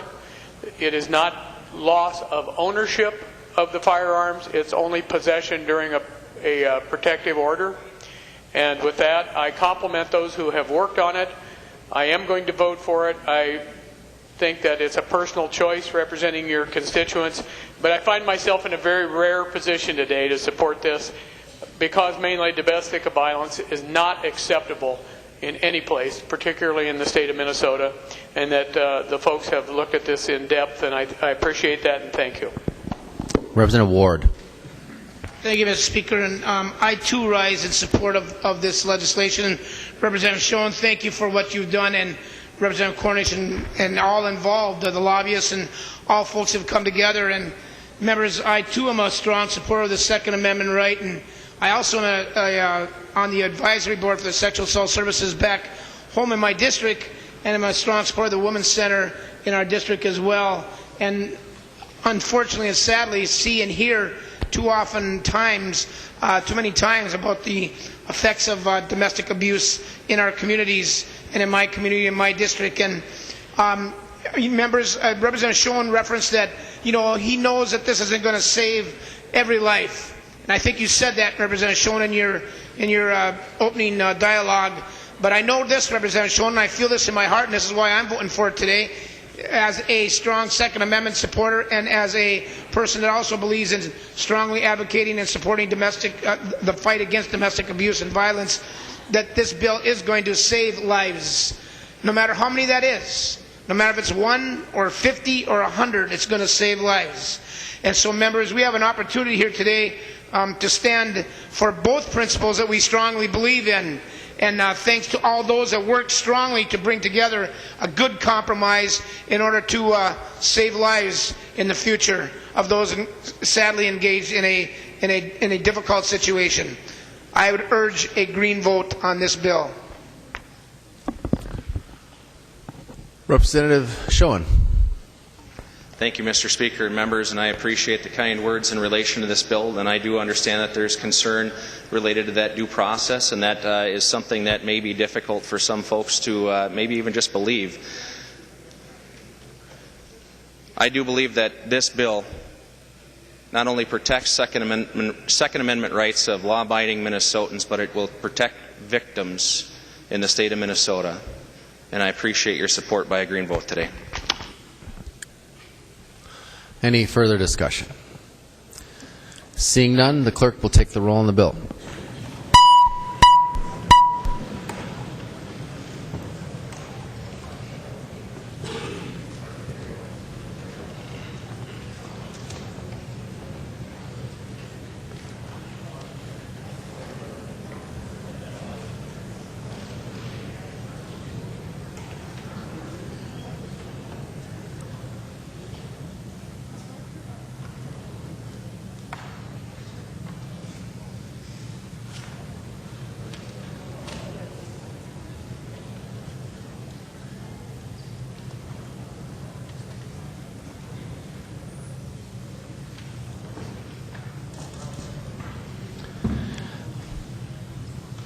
The clerk.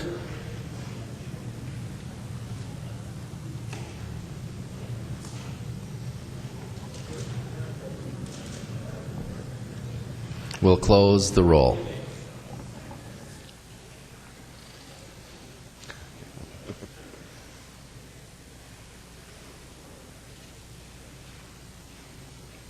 There being 111 ayes and 15 nays. The bill is passed as amended and its title agreed to. The next bill on the calendar for the day is Senate File 2066. The clerk will report the bill. Senate File 2066 on the calendar for today, the fourth engrossment, an act relating to state government. Representative Holberg. Thank you, Mr. Speaker and members. And this is an unusual situation in that I'm carrying a bill in which nobody has opposed it along the way. That's usually not the case for me. So what this bill does is it puts together a data practices commission somewhat modeled after the pension commission. Although the number of majority and minority members would be the same, and by amendment in the Senate, the Commission could elect to put on former legislators if they didn't have any conflicts of interest, if they were not lobbyists, and they would be ex officio members. Why did we get to this point? Well, it's a growing frustration of mine that these issues around data practices, privacy, new technologies, medical advancements are in some instances very complex and coming at us very quickly. And I believe that both the House and Senate would benefit from more expertise in these areas. This commission would allow for a handful of members in each body to be able to meet off-season, if you will, after sine die and during interim, to spend more time and dig into some of these very complex issues. Last Friday, many of us had the experience of sitting in a joint hearing with the Civil Law Committee and the Health Committees to talk about health data and a Supreme Court decision and some pretty complex issues and competing values and standards about access and what constitutes trade secrets, etc. And we're faced within a matter of weeks, the end of session, and having to come up with some kind of solution. That's just one example of an item that's come before the legislature where we really would benefit from more time and expertise in exploring the issue. So I would appreciate your support. This Speaker has graciously agreed to assuming the limited costs of this commission under current levels of appropriation, so there isn't any new money needed to handle the costs of staffing and per diem. And I would appreciate your support. And there is an amendment. I'm hoping that it's not being offered. There is an amendment. The clerk will report the amendment. Lesh is moving to amend Senate File 2066, the fourth engrossment as follows. The amendment is coded A3. Representative Lesh. Thank you, Mr. Speaker. Members, I was planning on offering this amendment after Representative Holberg said she hoped I wouldn't offer it. I'm going to withdraw it. Clerk will give the bill its third reading. Third reading, Senate File 2066. Third reading. Any further discussion? Representative Lesh. Mr. Speaker, members, I realize that most of you, when you look at Chapter 13 or data practices, your eyes roll into the back of your head. And some of you foam at the mouth, too, and I don't know what that means. But the point is that it's very dry, and it's horrible to have to deal with. But the way that you look at data practices, I would submit, is the way that the average person in your district looks at the politics that go on up here at the Capitol.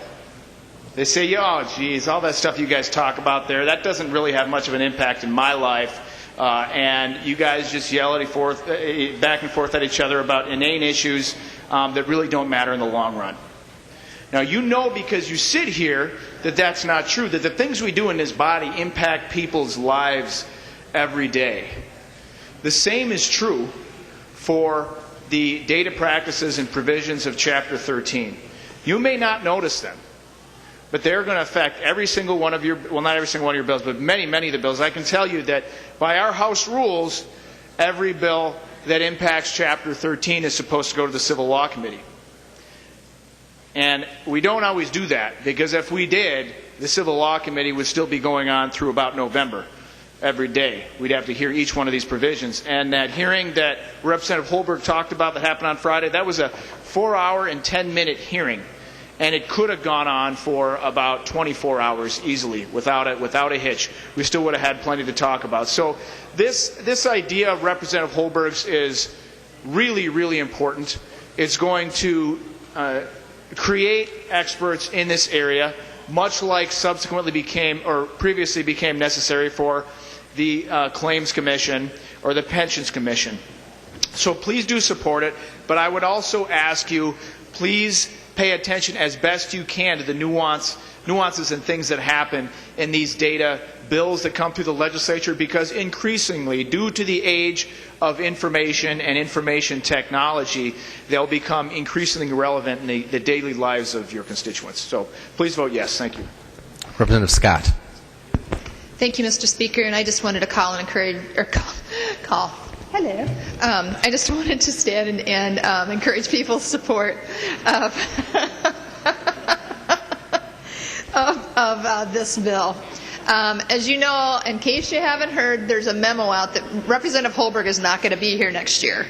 And this is a way of her still sort of having a presence and an influence without her actually being here physically, by leaving this bill as sort of a legacy of hers, so that more people can get up to speed on data practices issues. As Representative Lesh indicated, it's become increasingly more and more of an issue here at the Capitol as technology increases. And I really thank Representative Holberg for her years of dedication to this subject matter. And what used to be kind of a geeky sort of an interest is really one that's paramount right now in our country and in our state. So I thank her for her years of service on that, and I encourage a green vote. Thank you. Representative Doubt. Thank you, Mr. Speaker, and I would agree with Representative Scott. I would encourage members to support this, but I want to break the House rules for a minute and talk a little bit about a personality and not the bill. But and I think there's nobody that deserves that maybe more than Representative Holberg. She has really been a leader on this issue, and just watching in the chamber when one of these data practices issues comes up, or data privacy issues, when she speaks on that, there's probably nobody on any issue that sways members of this body in the chamber more than she does. And I think it's because of the work that she has done to really reach across the aisle and dig into this issue and not make it a partisan thing. And I think this bill, more than anything, really exemplifies the work that she has done. So I just wanted to rise and thank her for her service. I know she's not going to be with us next year, but I thought this was a good opportunity to really recognize the work that she's done, and I have a great deal of personal respect for her, for all the work that she's done, not only on this issue, but everything she does here at the legislature, and she will be sorely missed. So I encourage you to support this, and I know she'll have many legacies here in the Minnesota House, but this maybe more than any will be something that she'll be known for. So I appreciate her work on this, and I'd appreciate your support for this bill. Any further discussion? I'm going to break the rules, too, and thank Representative Holberg for the work on this and all of her service to the legislature as well. She's exemplifies really what's best about this place. So then we'll just go to the vote. The clerk will take the roll.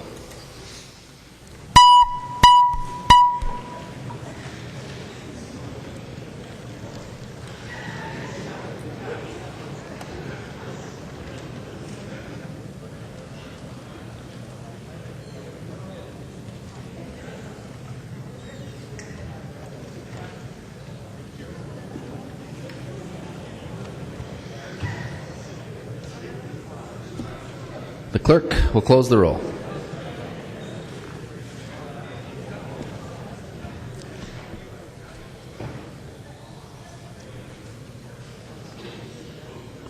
(124 ayes and 3 nays). The bill is passed and its title agreed to.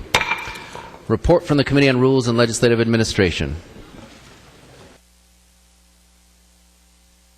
Report from the Committee on Rules and Legislative Administration, Murphy E., for the Committee on Rules. Pursuant to Rule 121 and 333, designates the following bills to be placed on the calendar for today, for Friday, May 2nd, 2014. Senate File Number 874, House File Numbers 2670, 2995, and 2386. Senate File Number 2466. House File Numbers 2949 and 263, and Senate File Number 2718. Motions and resolutions. Copies of the non-controversial motions are online and at the front desk. We'll take action on those motions first if there's no objection. Hearing no objection, those motions prevail. Any announcements at this point? Representative Purcell or Representative Murphy. Thank you, Mr. Speaker. And announcement, Mr. Speaker.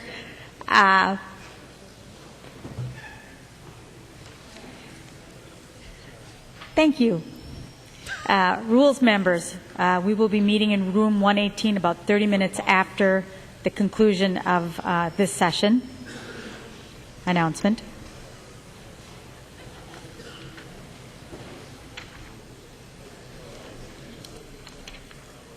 Okay. Yep. I move that when the House adjourns today, it adjourns until 10 a.m., Thursday, May 1st, 2014. Representative Murphy moves that when the House adjourn today, it adjourn until 10 a.m., Thursday, May 1st, 2014. All those in favor say aye. All opposed, no. Motion prevails.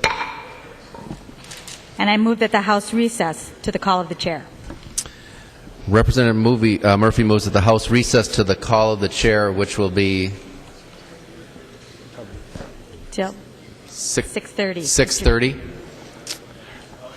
All those, but to the call of the chair. All those in favor say aye. Aye. All opposed, no. The motion prevails. The House stands in recess to the call of the chair.